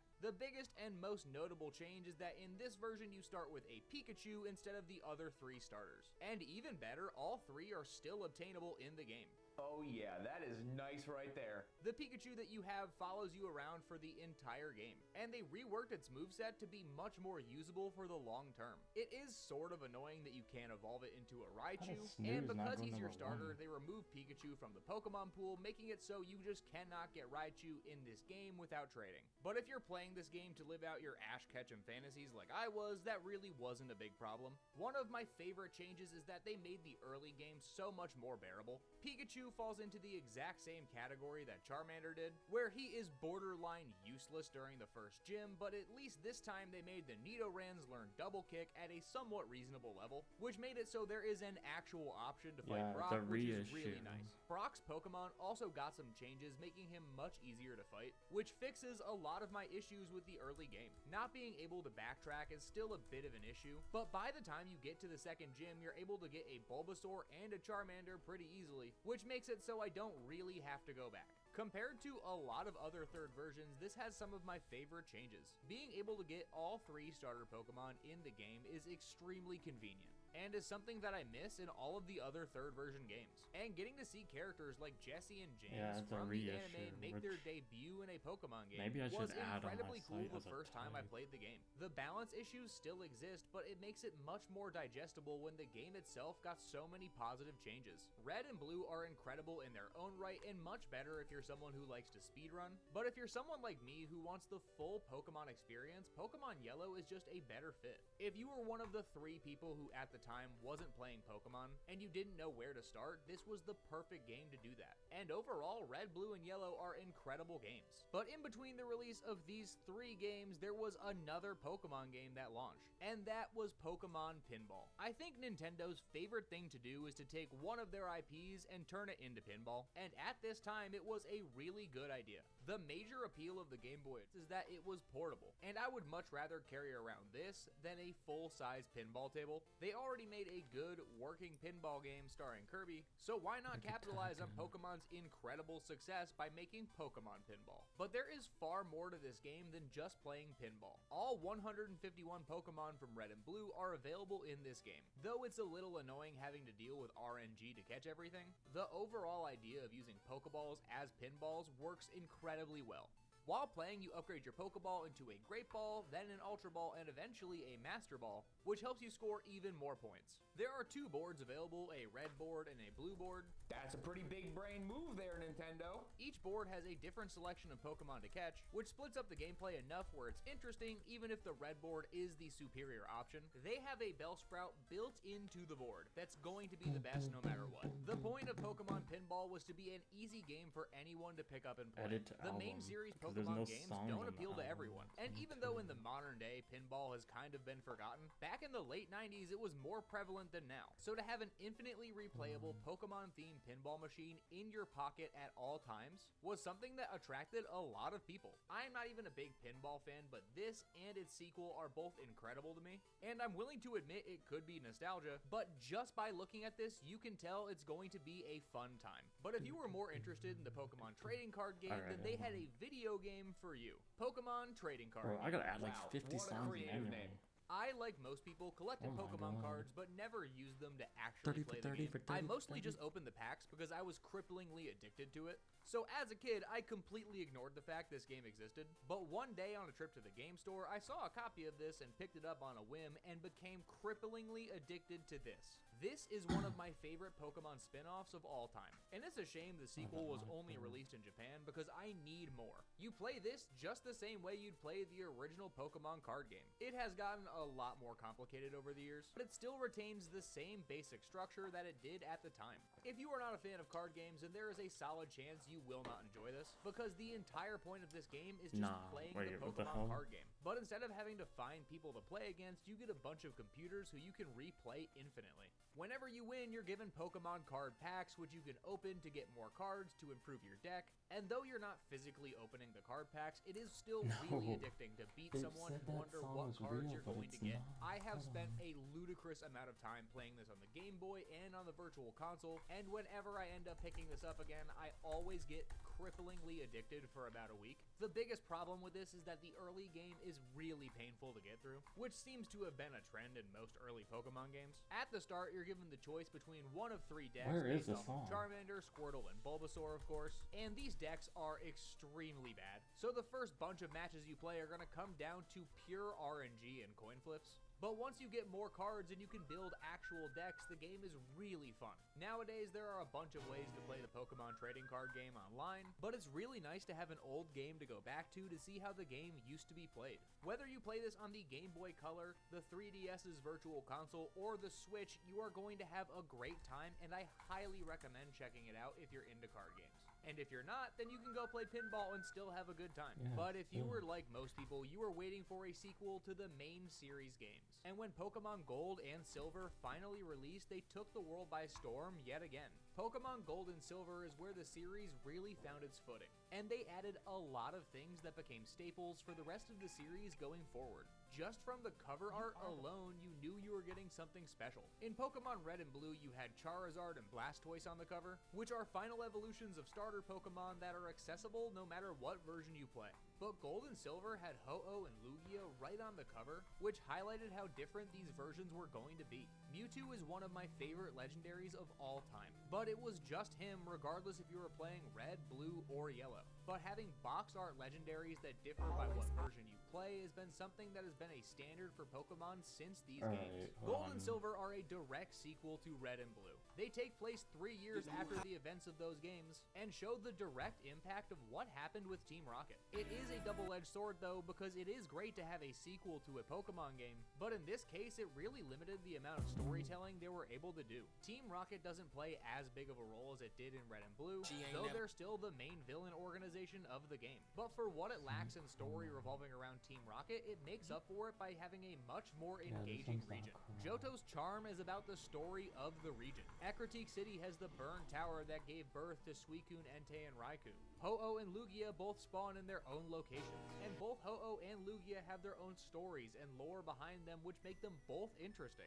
And though the region is physically connected to Kanto, it feels like an entirely new place. The entire region feels like it takes place 10 years in the past compared to Kanto. And whether you're going to get medicine for the Ampharos in the lighthouse, or talking to NPCs about the lore of the area, or exploring the ancient ruins of Alph, which admittedly are just kind of there, Johto has a feeling that is not really replicated in other Pokemon games. And maybe I'm biased because they have a whole tower dedicated to my favorite Pokemon, but I've always felt that Johto was an incredible region. And my only problem with it is that they could have done so much more. When you start the game in Gold and Silver, you get to meet a new professor and start a new journey. There's 3 new starter Pokemon being Chikorita, Totodile, and Cyndaquil, which I don't like as much as the Gen 1 starters, but they're definitely not bad. And you're given the task of going to pick up an egg from Professor Oak. Hey, I know that guy. Buy my cryptocurrency token. Once you return, you realize Professor Elm's lab has been robbed by someone who is lurking outside. On the way back, you get to battle him and then find out his name, which you get to decide, and I understand why they don't let us do this anymore, but again, I really want that to come back. And after you go snitch to the cops about what happened, you get to fully begin your journey. In my opinion, Gold and Silver have a much better early game compared to Red and Blue. The first gym is a flying type gym leader, so only one Pokemon is weak to that, but if you're picking Chikorita anyways, that's a problem. Speaking of gym leaders, one thing I've never truly loved about Generation 2 is the collection of gyms that are available. I gotta Not check the gym leaders Scizor one themselves, too. who are all well designed, but mostly the Pokemon on their teams. This was the second generation and they added a bunch of new Pokemon, but most of the gym leaders end up using Gen 1 Pokemon anyways. Granted, there wasn't the largest selection of new Pokemon in Gen 2, mostly because this was supposed to be the last Pokemon game they made, but in hindsight they should have added more Pokemon and had those Pokemon used in gyms. 4 out of the 8 Pokemon gym leaders in this game only use Pokemon from Kanto, and with this being a new generation, I just wish they added more variety here. And a lot of the new Pokemon they added don't have the best designs. Remoraid for some reason evolves into Octillery, which is something I've never understood. Snubble's evolutionary line gives me heartburn, and I've never understood the purpose of Unknown. Granted, Gen 2 also had some absolutely incredible designs, like Wooper's line, Heracross, which is one of my favorite Pokemon, and Shuckle, who looks like a good time. But out of the 100 new Pokemon, a lot of them were just evolutions or pre-evolutions of existing Pokemon. And again, I understand at the time this was supposed to be the last Pokemon game, but to me that's not an excuse to be lazy with designs. But putting aside some of the Pokemon related issues, gameplay-wise, they improved a lot about the game. The introduction of the new Dark and Steel types really helped add balance to what was there, making it so when I now see an Alakazam, I no longer have Night Terrors. Oh god! Playing Gold and Silver is like a night and day difference compared to the first games. Beating through the first 8 gyms and the Elite Four is extremely rewarding and fun.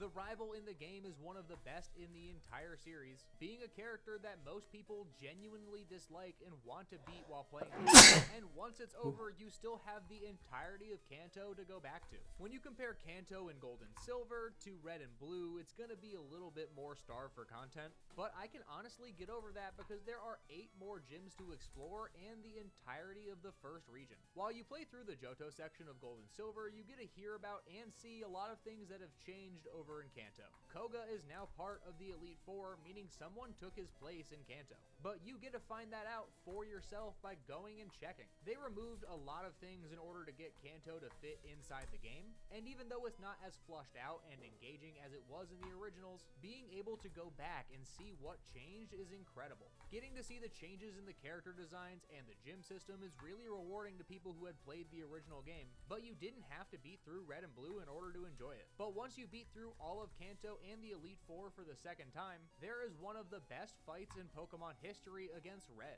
Getting to fight the character that you played as in the last game is one of the coolest things they have ever added to Pokemon. Red has become one of the most legendary characters in Pokemon history, and getting to fight him and his team on the top of Mount Silver is one of the most climactic events in the entirety of the Pokemon series, and it's not even close. Gold and Silver did so much to differentiate itself from Red and Blue that even though the Johto and Kanto region are connected, they feel like 2 entirely different locations. And though there were some issues because the Pokemon Company didn't plan as well as they should have, Gold and Silver are still 2 incredible games. And after the success of these, it was only natural for Pokemon to make another game, Pokemon Puzzle Challenge. What in Tyranitar Nation?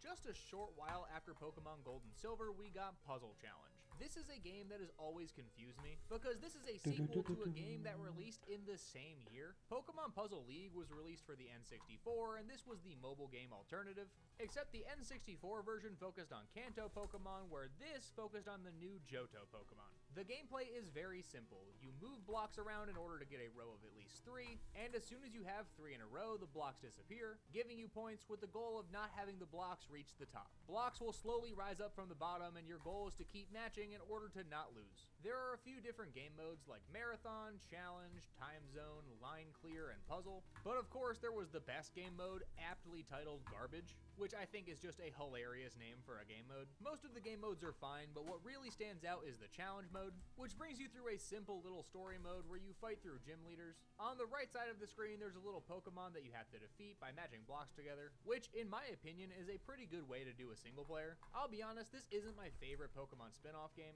mostly because I prefer many of the other Pokemon puzzle games we've gotten, but as far as puzzle games go, there is nothing bad about this. One of my favorite parts about this is that the music is a remixed version of the Gen 2 soundtrack to make it sound more like a puzzle game. It's a simple little detail, but I really like it. If you're a fan of puzzle games or get bored for 45 minutes, this is a perfect game to check out, but I wouldn't expect it to be as groundbreaking as the next game, Pokemon Crystal. Similar to how Pokemon Yellow was to Red and Blue, Pokemon Crystal serves as the third version of Gold and Silver. And this is the best way to play this generation, hands down. Crystal didn't fix as many issues as Yellow did, but it made up for that by adding a lot of content that wasn't available in Gold and Silver, which just enhances the experience. Pokemon Yellow was much more focused on being an anime equivalent, where Pokemon Crystal was more focused on being an enhanced version. Before you even start playing the game, the first and most noticeable change is that you can now play as a female character for the first time. This is purely for aesthetic, but having the option is nice, and I'm glad this has become the standard for the rest of the Pokemon series down the line.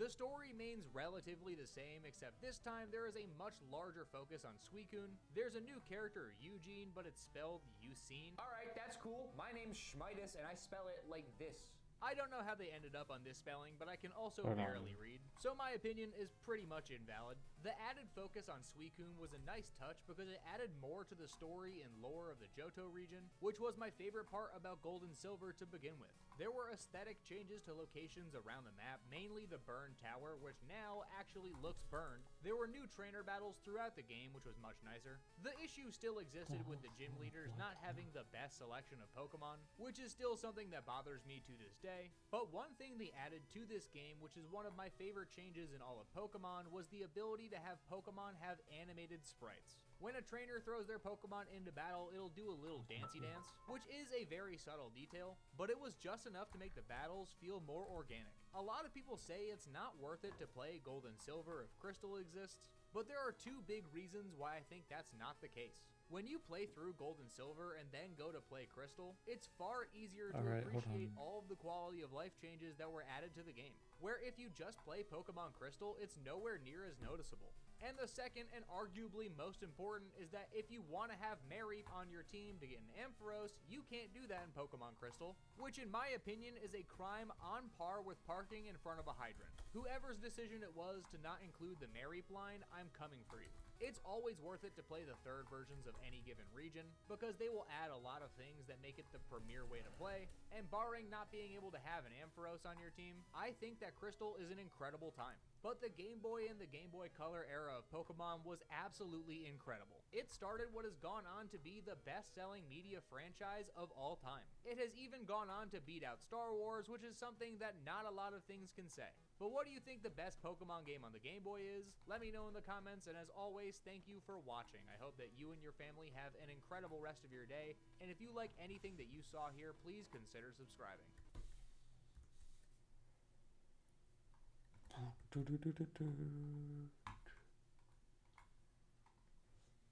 Alright, hold on.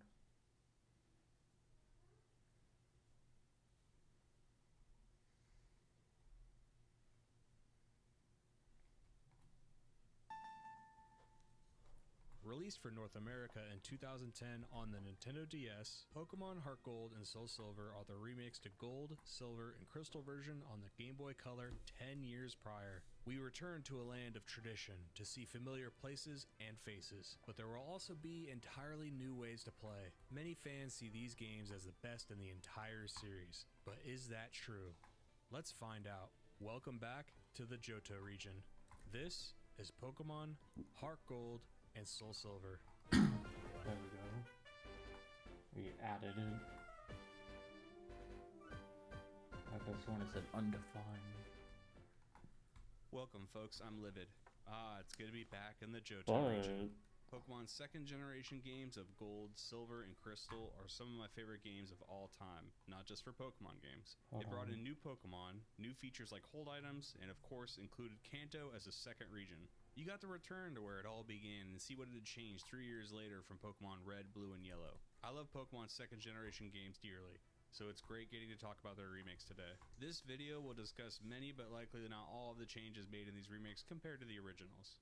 And that's a credit to these games because they added a lot. If I do miss anything, go ahead and add it to the comments below. This will not be a top-down explanation of the second generation of Pokemon games, as I've already made a video on that, and you can check it out and come back here if you'd like. I'll leave a link in the description. If you end up liking this video, please like, comment, and subscribe. I really appreciate it if you do, and it lets me know you'd like more of this kind of content. I have an overwhelming positive bias coming into this video. My first time playing these games was back when they were released in March 2010. I was just a few months away from graduating high school. Playing these games was like a huge reward and release for me at the time. You see, I had been a bit of a bad boy in high school. I was that class clown kid, always interested in having fun and joking around while the rest of you were actually trying to learn something. I'd get kicked out of class, get into fights, and get suspended. But by my senior year of high school, I started to realize that I may not graduate on time. And that meant that I may have had to go back to high school to get my diploma in a 5th year. That's called a super senior. And that was a huge mark of shame in my school back then. Seeking to avoid the humiliation of my own actions, I decided to focus. I worked really hard the rest of the year doing optional online classes. Between that and playing on the soccer team, I was waking up around 5:30 every day and going to sleep around midnight. I didn't have time to play games or really enjoy my senior year, again due to my own actions. But by March of 2010, I had enough credits to graduate in a few months and I could relax. Heart Gold and Soul Silver were not only new Pokemon games, they were the remakes to my favorite Pokemon games. I bought both copies, and I still have my original games, boxes, and even Pokewalkers.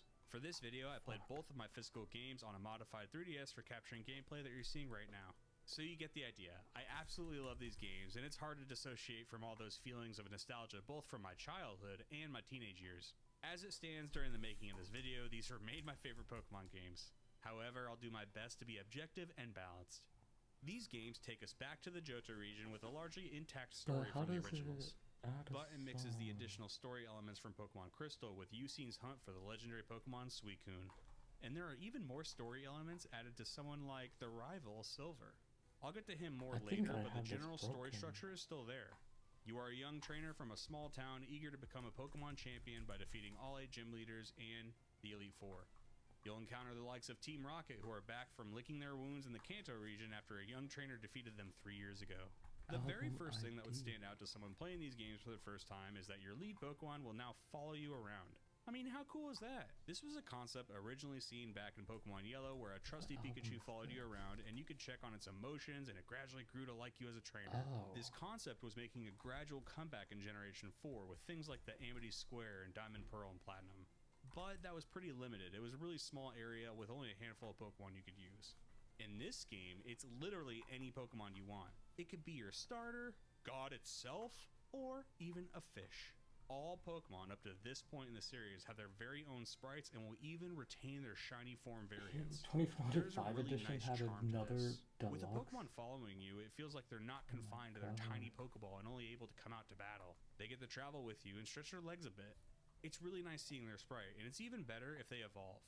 There is also practical things they can do for you, like picking up items. It's something small, but this is what makes this game so iconic for many people who love it. The graphics are in the Generation 4 style from Diamond, Pearl, and Platinum, which do look great in contrast to the originals. However, in these games, they focus on vibrant colors and little details to make the region have so much more personality. In the original Kanto and Johto games, there isn't much biodiversity. And that makes sense. These are based on 2 relatively small regions in Japan. Something they did in these remakes, though, was give the individual towns much more flavor to really make them stand out from one another. A town like Violet City now had cobblestone paths on the main walkway and traditional lanterns all over the place. It's a small traditional town with a temple-like structure for the Sprout Tower, so these details reinforce that setting. Even the regular buildings now have so much diversity to them. Pokemon centers and normal houses now look very distinct from one another. One of my personal favorite features is being able to see the effects of your Pokemon natures. If the Pokemon has a non-neutral nature, the stat screen will now display the positive and negative of the Pokemon's nature on the screen itself. Red means it's increased and blue means it's decreased. I can't tell you how many times I've had to go back and look at a Pokemon's nature on the internet when playing any of the games before these ones. I only remember a handful of natures, so I've always had to type up a list of Pokemon natures and sift through them to see which stats are getting pluses and minuses. Another small but wonderfully welcome addition. In Generation 4, the physical special split was able to grace Johto. Back in my day, the moves Pokemon used were based off the type itself, not the move it was using. For example, all fire, water, and electric type moves were special. All normal, fighting, and flying type moves were physical. This meant some Pokemon were severely boxed in due to their moves not taking advantage of their actual stats. Gyarados is a great example. In the first few generations, it's a physical-based attacker that has half water type, half flying. This meant that the water moves it was using wasn't really taking advantage of the high attack stat because water itself was in the special category. But by Generation 4, there was a physical special split. Each move was individually designated as physical or special, regardless of its type. Now our Gyarados with super high attack could use a move like Waterfall, which was a physical-based water move that used Gyarados' strengths. Level up moves also have seen an update across the board, and it's almost exclusively to realign them or add new ones rather than take anything away. For example, take the lovable starter Pokemon Totodile. In Gold, Silver, and Crystal it learned Water Gun at level 13, but now it learns it at level 6, giving you access to its own elemental attack much earlier. Then there's Lugia and Ho-Oh. For some insane reason, one or the other, depending on which version of the game you were playing, would not be able to learn their signature move. Aeroblast for Lugia and Sacred Fire for Ho-Oh. I mean, I don't know if that was an oversight, but that's just crazy. Now they will both know their signature move upon catching it no matter which version you're playing. It's small, but one of the features I like is that there is an always run button on the touchscreen, so you don't have to hold down a run button. It's funny because I didn't realize this was a thing until my recent playthroughs for this video. The Pokegear makes a comeback and is totally revamped for the better. The original had a map, you could use a radio, and of course call people. That was a hot new tech back then, cell phones.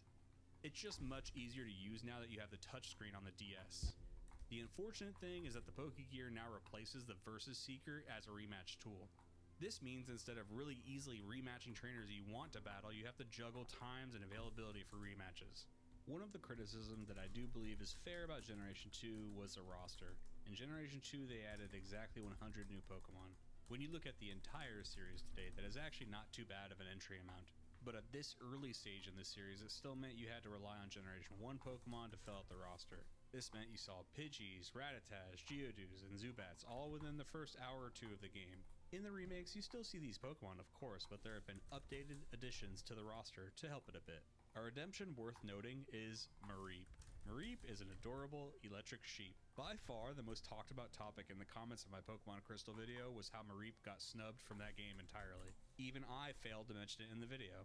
In a game that had a pretty restrictive roster that was desperately in need of using its new additions, Mareep being absent from Crystal was just an all-around bad decision. It also was a perfect Pokemon to fight against the first gym leader, Falkner, who specializes in flying-type Pokemon. You weren't entirely out of options for Falkner. There was Geodudes, or you could trade for an Onix.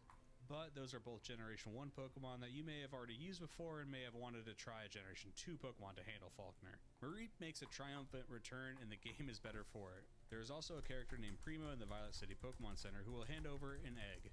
If you enter the correct phrases based on your trainer ID, he will give you a Mareep, Wooper, or a Sligma. All three elemental types are great additions to help round out your team. Then there is the Pokewalker. This little gizmo was awesome. It's a pedometer device specifically used for these games and able to interact with them in tons of ways. The walker was included with the games on their initial release.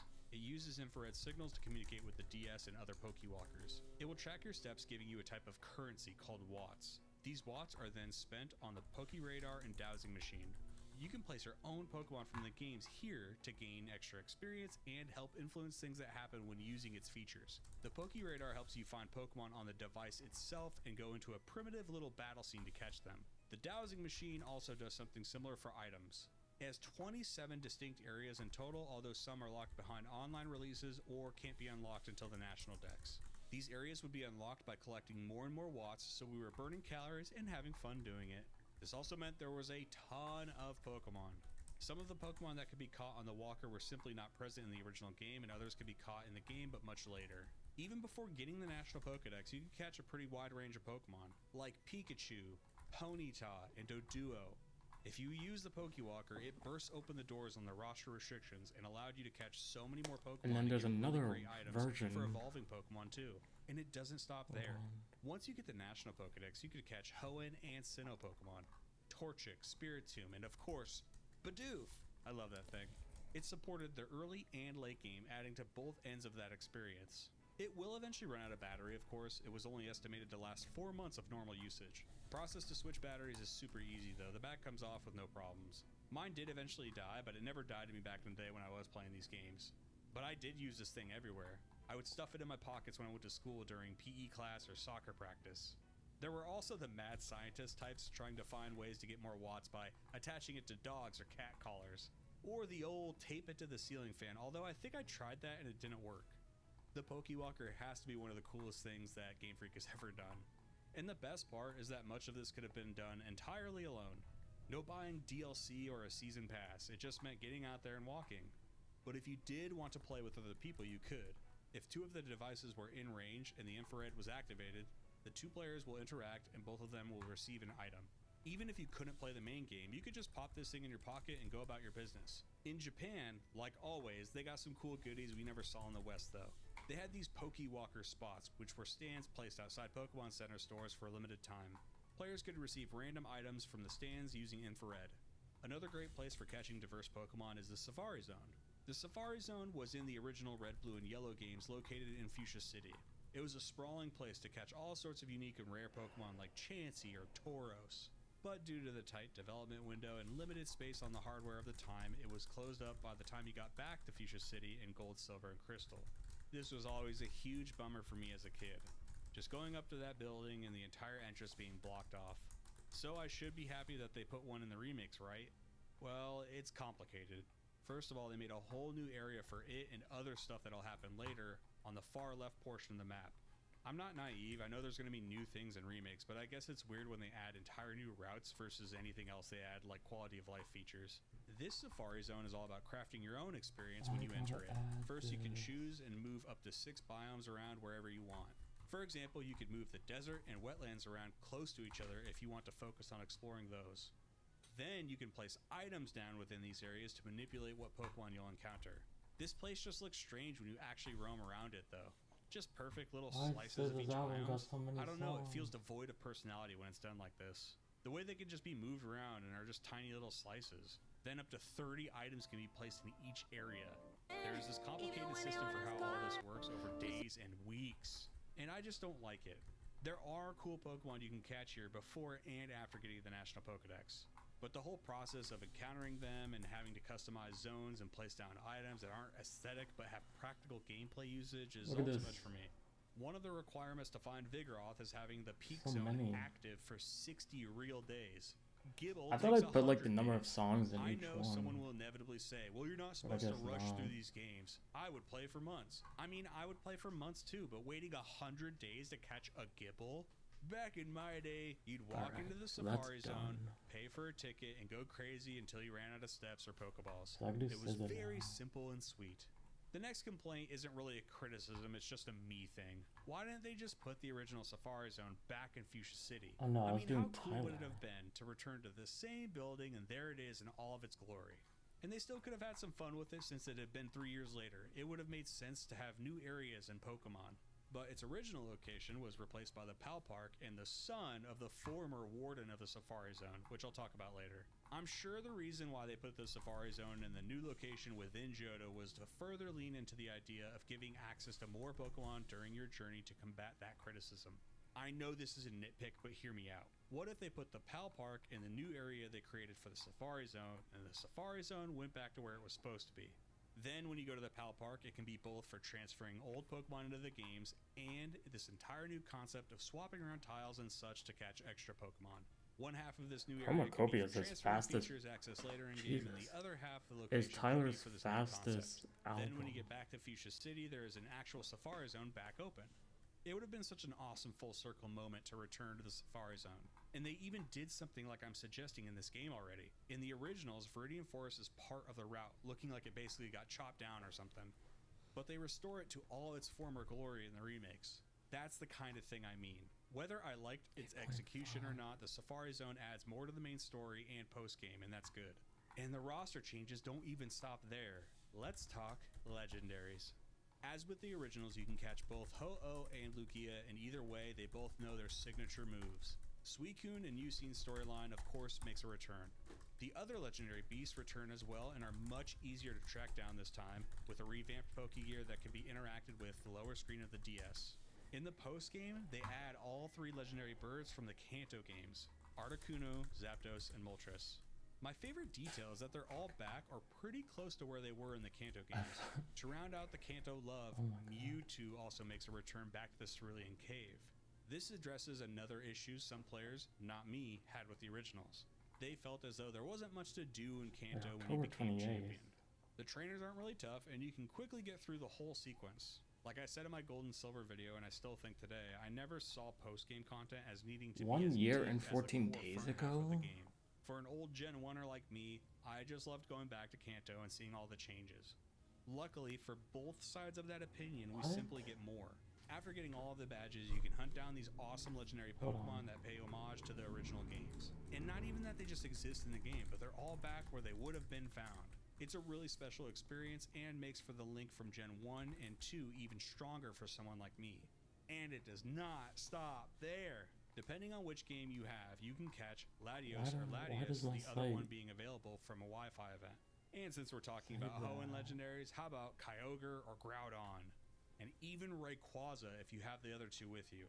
So what do I think about the roster in Heart Gold and Soul Silver as compared to its predecessors? Well, with all of this in mind, the roster changes, Pokewalker, Safari Zone, and late game legendary changes, I think the roster is great now. I do think it heavily leans on the Pokewalker though, as that will give you access to the majority of these additions. Getting a Pokewalker may be a little pricey these days, but if you do want to play with one, you can. The battery replacement is really easy, and I do think it's worth it if you want to have that pure Generation 4, Gen 2 remake experience. Hold on. Not only were Pokemon changed, but so were the gym leaders. Both their teams and rewards are much more improved now. Gym leaders like Falkner now use Roost to heal his flying Pokemon, making the fight much tougher. And after defeating him, he gives you that signature move rather than Mud Slap back in the originals. A huge upgrade. Bugsy Scyther now has U-Turn, which is a damage dealing move that also gives it a free switch out. The fight is a little bit obnoxious, but in a funny, good way. It makes the battle much more interesting. And U-Turn is given to you as a TM, which is also very useful. Morty's Gengar still has Shadow Ball, but now there's been a physical special split. Shadow Ball is no longer physical, it's special, meaning Gengar is an absolute monster now. Chuck gets a bit more creative. His Primeape now knows Double Team and Focus Punch. Double Team makes it harder to hit Primeape, which sets up Focus Punch. It hits really hard, but the Pokemon charging it up can't be hit prior to using it on the second turn. With Double Team up, it makes it more likely Primeape won't get hit. His Poliwrath also knows Focus Punch, which now replaces Dynamic Punch. Rather than being harder to hit, Poliwrath can use Hypnosis to put your Pokemon to sleep to set up Focus Punch. And there are a lot more changes like this throughout the game. Levels moved around, better moves and rewards added. The fights feel tougher or more fun to navigate. Then you can rematch these gym leaders. They'll have much better teams and even add some Pokemon from all 4 generations. Not only is it awesome to rematch the gym leaders, keeping the game alive, but you get to battle them with stronger teams that also needs to be Pokemon updated from all different generations of this era. However, in order to do these rematches, there is a bit of legwork involved. You have to get their Pokegear number while they're away from the gyms at certain times and days of the week. Once you have this number, you can call them for a rematch at the Kanto Dojo. But they don't want to battle just any day, they also want to battle on certain times and days. The good news is that once you finally get a hold of them, they will stay in the dojo until you're ready to rematch them. So you can gather some of them up and battle at once, or set up a rematch and get back to them when you find time. The Battle Frontier is back in place where the Battle Tower was in Crystal. Now I like where they placed this because it makes sense given where the Battle Tower used to be. There are familiar battling places like the Battle Factory, a personal favorite of mine involving rental Pokemon. But a new format called the Battle Hall is available where you use 1 Pokemon. Then you choose which type of Pokemon to face off against. At first it starts out easy, but as you increase your streak of a given type, it gets progressively harder and harder. A great place to do more with your Pokemon outside of battling is the Pokathlon. This is a new area in the National Park north of Goldenrod City. You choose 3 of your own Pokemon for different types of competitions involving things like speed, power, jumping, and others.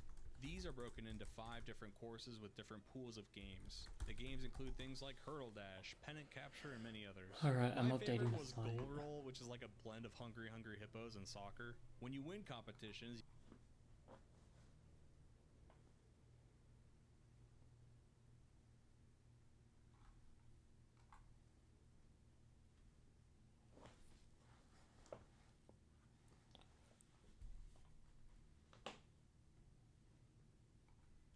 Pokemon Legends Arceus is the most interesting Pokemon game that we have ever gotten. It took every little thing the Pokemon series was known for and changed it in some way, making a Pokemon experience that feels entirely unique. But just because a game is different doesn't mean it's good. So today I'm looking at every part of Legends Arceus to find out if it's really that good. Starting out with the changes because there were so many.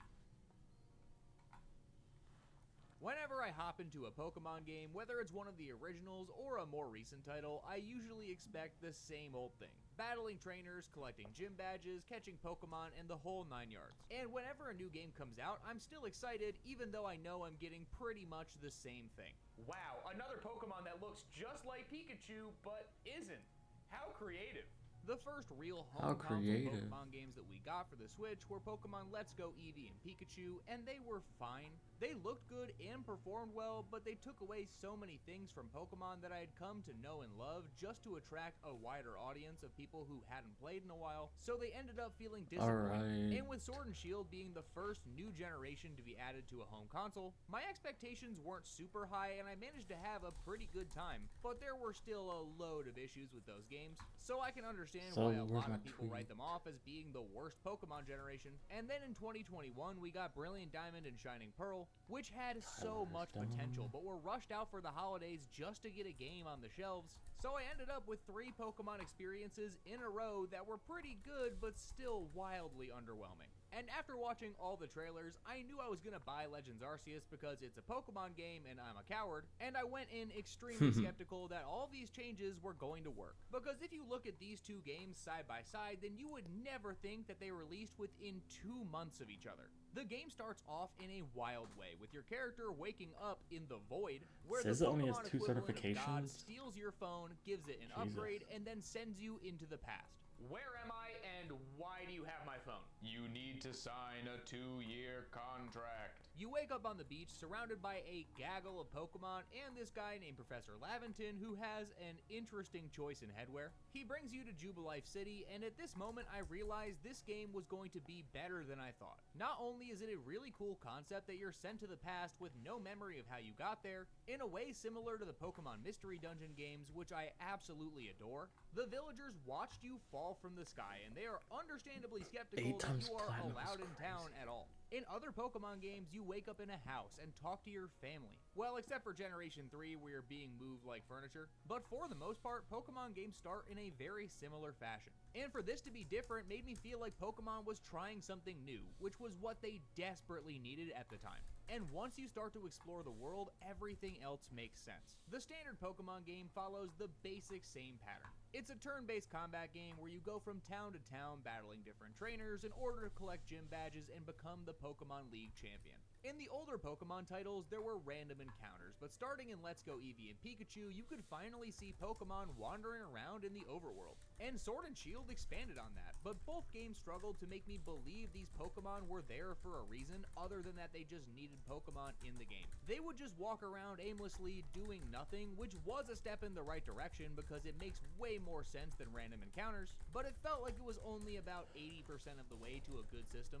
But Legends Arceus took this idea and ran with it, making it so Pokemon in the overworld actually walk around and interact with the environment. You'll see Pokemon hanging out in groups, and if you watch them for long enough, they'll even fall asleep. And though it wasn't perfect, it was still a step in the right direction, and I absolutely love it. Depending on the species of Pokemon you're watching, it's going to behave differently. While some Pokemon run away, others will try and maim you, which was an insane idea and something that I had always wanted in the series. I'm pretty sure I'm missing a ton of jelly that if I rolls lost all of my Pokemon in battle, that I would just have to scurry off to the Pokemon Center. I had figured the Pokemon I'm battling would probably be upset about it and then try and get me next. And this time around, Pokemon are looking for a reason to end your life. And they really lean into that idea, offering a bunch of ways to navigate the world in order to survive. You can sneak around or charge headfirst into battle, and there's really no wrong way to do it.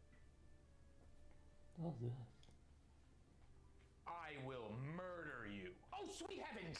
Pokemon encounters are completely different than they used to be. In modern games, you walk up to a Pokemon and start a Pokemon battle like in every other Pokemon game that we have ever Yeah, played. so Joey You battle Roll the Pokemon has to either hella lower its ones health I'm to catch it missing. or knock it out for XP. But Legends Arceus gives you a new choice. This time, you don't have to battle these Pokemon at all. You can sneak around and throw Pokeballs at them in order to catch them. And looking back at the trailers, I was not sold on this idea. I thought it was going to be a weird gimmick that I didn't want to use, similar to the Let's Go let me do it catching backwards. mechanics in Pokemon Let's Go Eevee and Shall we Pikachu. roll? But I am willing to admit when I am wrong, and I was incredibly wrong. Sneaking around and waiting for the right moment to get a critical catch is something that I do just for fun. There are different kinds of Pokeballs that have different properties when you throw them, and from the moment I caught my very first Pokemon, I knew that they were onto something special. And if you run out of Pokeballs, you don't have to go and buy more. You can craft them out of the supplies that you gather from around the world. Another option where you don't have to do it, but it's so nice to be able to. But if you're one of the people who doesn't like this system, you don't have to do it at all. You can still battle wild Pokemon the standard way the series is known for. Lowering a Pokemon's health to catch it works just as well as it did in the games in the past. And having the option to do both is something that I adore. My biggest complaint with the Let's Go games is that the Let's Go mechanics were completely forced. So if you were someone who didn't want to use them, you had to deal with it. But if you don't like the mechanic, you don't have to use it. Though it was encouraged, it was never forced, and that was a beautiful way to introduce a new mechanic. Battling Pokemon also got a complete overhaul. Just like in the anime, in order to get into a Pokemon battle, you don't walk into a Pokemon because, again, they will kill you. You throw your Pokeball with a Pokemon inside of it at a wild Pokemon, and it starts a standard battle. And though it's a small change, I really like this. The battle takes place wherever you are currently standing, so there's no background images like you got in older Pokemon games, it's just wherever you currently are. It makes it feel like the world is alive and that you're an actual trainer going on their Pokemon journey. You're able to walk around during a Pokemon battle and get a different view of the action. And if you want to run away from a Pokemon battle, you can just run away from it. You don't have to hit the runaway button, you can just turn around and leave. This level of immersion is something that Pokemon should be looking for in all of their games. And they didn't just stop there, because the battles themselves also have new mechanics. After you use a move a certain amount of times, you unlock the ability to select a agile or strong version. Both agile and strong moves use 2 PP instead of 1, where agile attacks allow you to move faster for less damage, and can even allow you to attack multiple times in a row. Strong moves have you move slower, but do an incredible amount of damage. And though I didn't end up using these all that often, it was a good idea that worked well. The core Pokemon formula doesn't change all that much from game to game. Pokemon found out what works for their games and has stuck with it throughout all of the different generations. And I completely understand if they don't want to make a giant change like this for a main series title, but this should be proof that people are ready and willing for Pokemon to make a bold change in their core gameplay mechanics. So for changes to the gameplay, I'm giving them a 10 out of 10. Unlike most Pokemon games that come out, Legends Arceus is a standalone title. For the first time in a very long time, you don't have to worry about what Pokemon game you should buy. There is one choice, and it is so refreshing. I'm not somebody who hates the split release system that Pokemon goes for. Back when it was still an option, I would always get the deluxe version over the standard games because it was always the best overall package. But with this being a standalone game, that means there are no version exclusives at all. Legends Arceus has 242 Pokemon available in the game, and there is a good variety in the Pokemon that you can select. I never felt like I was being forced to use a certain Pokemon at any point in the game. I would walk around and catch whatever Pokemon I wanted, and if I saw a Pokemon that I wanted on my team, I would just put it on my team. In some Pokemon games, especially in the early titles, you're forced to use certain Pokemon because you need them for HMs. But thankfully, there are no HMs in this title at all. They're replaced by using regional Pokemon in order to traverse the environment. Whether you're riding around on a Wordeer or surfing on a Basculegion, every part about traversal in this game feels natural. The system of riding Pokemon replaces HMs in the best way possible. They're unlocked naturally through the story and not held back just because you don't have a certain gym badge to enable you to fly. Alright, Psyduck, use Flash! Oh my god! Oh no, I'm so sorry, ma'am. My big problem with HMs in the older Pokemon titles is that it makes it so I have to replace a Pokemon I want with a Pokemon that I need. And I would be forced to have a certain group of Pokemon on my team just because it has a move that I need. The problem was never locking traversal behind certain points in the game, because that in itself is a good idea. It encourages players to go back and explore areas they may have missed otherwise, and it allows the developers to stagger Pokemon levels in areas because you can only reach these points if you met certain requirements. But most importantly, the traversal is just fun. Flying around these wild areas and encountering Pokemon that you didn't even know were there is something that I had a blast doing. Especially when you encounter a Alpha Pokemon, which is one of the coolest things about this game. Alpha Pokemon are the biggest and baddest Pokemon in a certain area. These are giant versions of your favorite Pokemon that have boosted stats and levels, and overall are absolute menaces. There is something so satisfying about battling and catching an Alpha Pokemon and adding it to your team that I will never get tired of. I felt a true sense of fear being chased by Alpha Pokemon because I wildly overestimated my own abilities because I'm used to Pokemon games being an absolute breeze. And don't even get me started on the Noble Pokemon. Nobles are a step above Alpha Pokemon, and they serve as the boss battles for this game. The battles start out as real-time engagements, where you're throwing things at the Pokemon in order to weaken them. All the while, the Pokemon are trying to put you on a t-shirt. And after a certain point, you battle the Pokemon just like a standard Pokemon battle, and it comes together to be a perfect system. Battling the noble Pokemon quickly became my favorite part of this game, and they proved to be pretty difficult, especially when you replay them in the postgame. Timing your dodges is important, and if you mess it up, you die. And for this to be a completely new system that has never been in a Pokemon game before, and having it work this well, is something I hope they carry over in some capacity in all of the future Legends titles. And though this technically wasn't a new region, there were still some new Pokemon that were added to the game. There's a good selection of new Hisuian forms available in this region. And being entirely transparent, on my first playthrough, I wasn't the biggest fan of any of these new forms. Did I just hear you say you hate Hisuian Voltorb? Yes. Oh. Well, you're entitled to your own opinion, even if it's wrong. After recently replaying the game, I've started to like the new Hisuian forms a lot more than I originally did.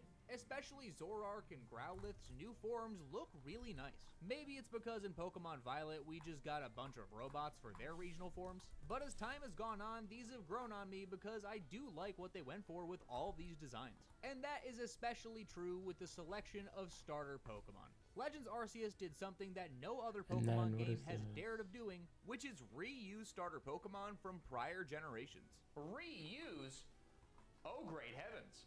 Though it's called Hisui, this is just the Sinnoh region, but in the past. So when the early trailers came out for the game, I just assumed we were going to get the same Sinnoh starters we had come to know and love. But surprisingly, we got Oshawott, Cyndaquil, and Rowlet as our starter Pokemon. And as much as I love them, I would still rather have this ragtag group of starters than the same group of Pokemon that we just got in Brilliant Diamond and Shining Pearl. But the best part of this is that all three of these Pokemon have a Hisuian form for their final evolution. The new forms have different types and stats and are a refreshing take on these Pokemon that I have come to know and love. Even if Hisuian Samurott is pretty much the same. And Dialga and Palkia finally got origin forms that I have been wanting for such a long time. It has never really made sense to me that Giratina had an origin form while Dialga and Palkia did not. And I'm not sure if Pokemon made this just to shut me up, but I am entirely fine with it because this is exactly what I wanted.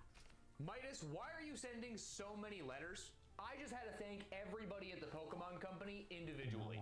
How much money are you spending every month on stamps? From top to bottom, Legends Arceus was a refreshing Pokemon experience. Having a single release Pokemon game where I can complete the Pokedex on my own is incredibly nice. So for Pokemon variety, I'm giving this game a 8.5 out of 10. Like I said before, Hisui is just Sinnoh of the past, but by playing the game, you could probably never tell. This is clearly a very different format than any other Pokemon game we've gotten, and it shows when you're exploring the world. Jubilife Village serves as your hub world, and you go back and forth to different zones as the game progresses.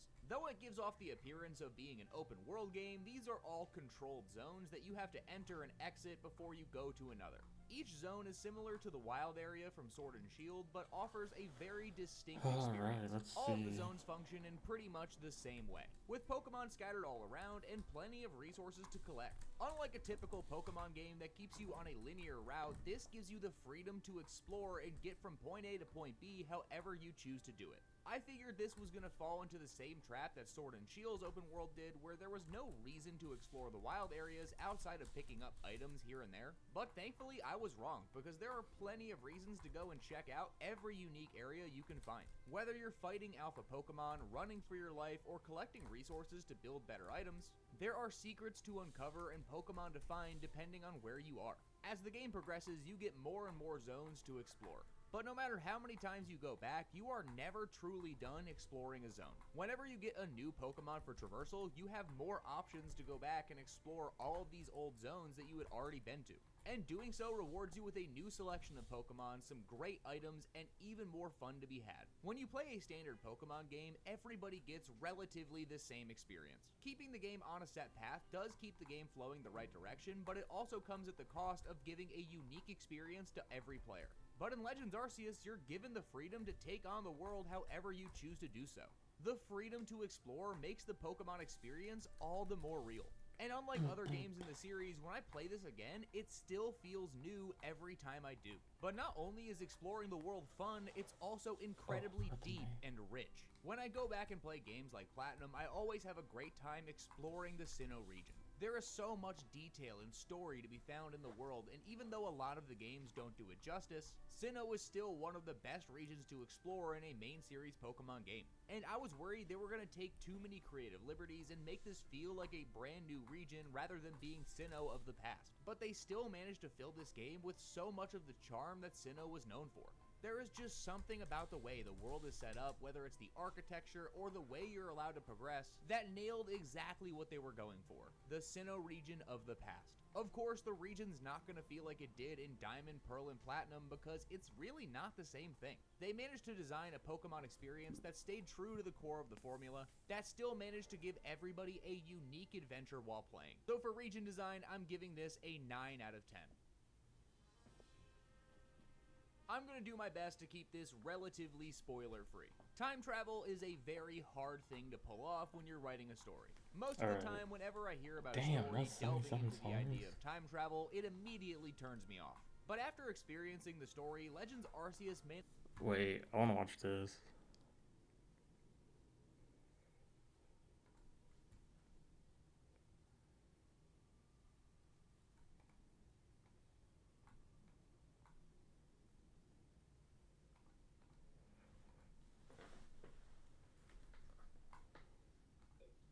No,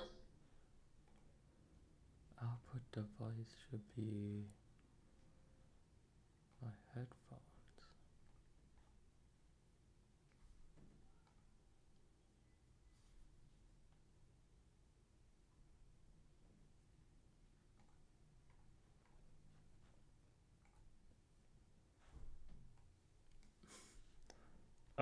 I'm listening to what they're saying.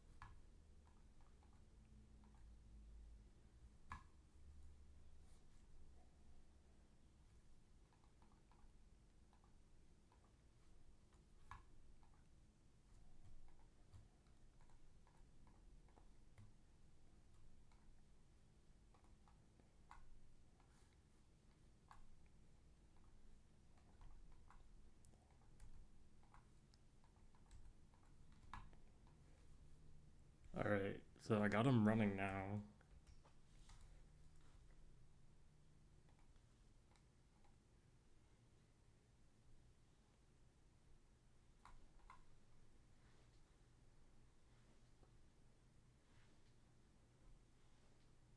I got it running now.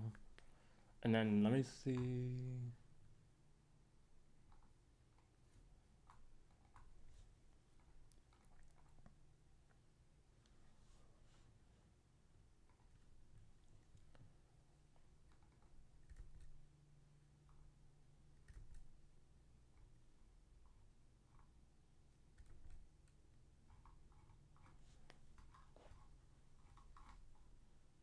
Today?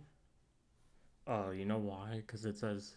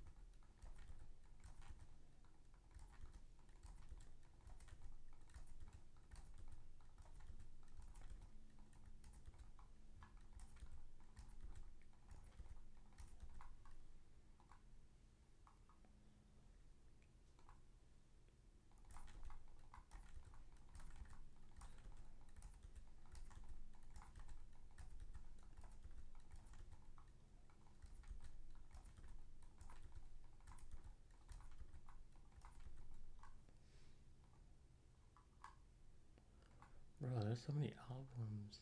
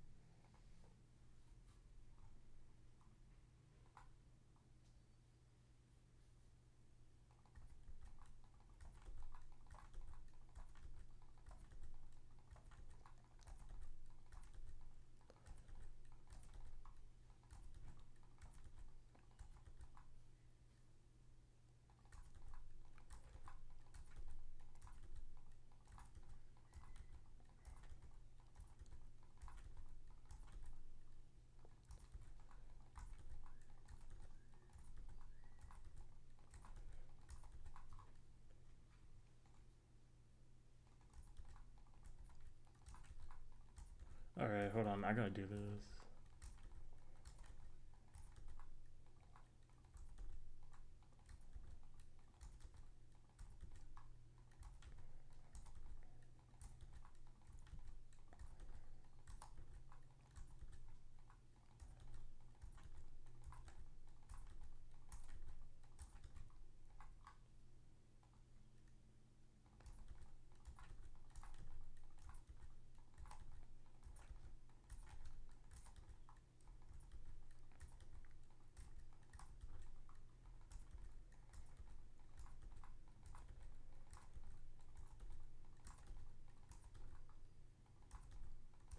Alright, I'm ending my stream here actually. I got nothing else to do.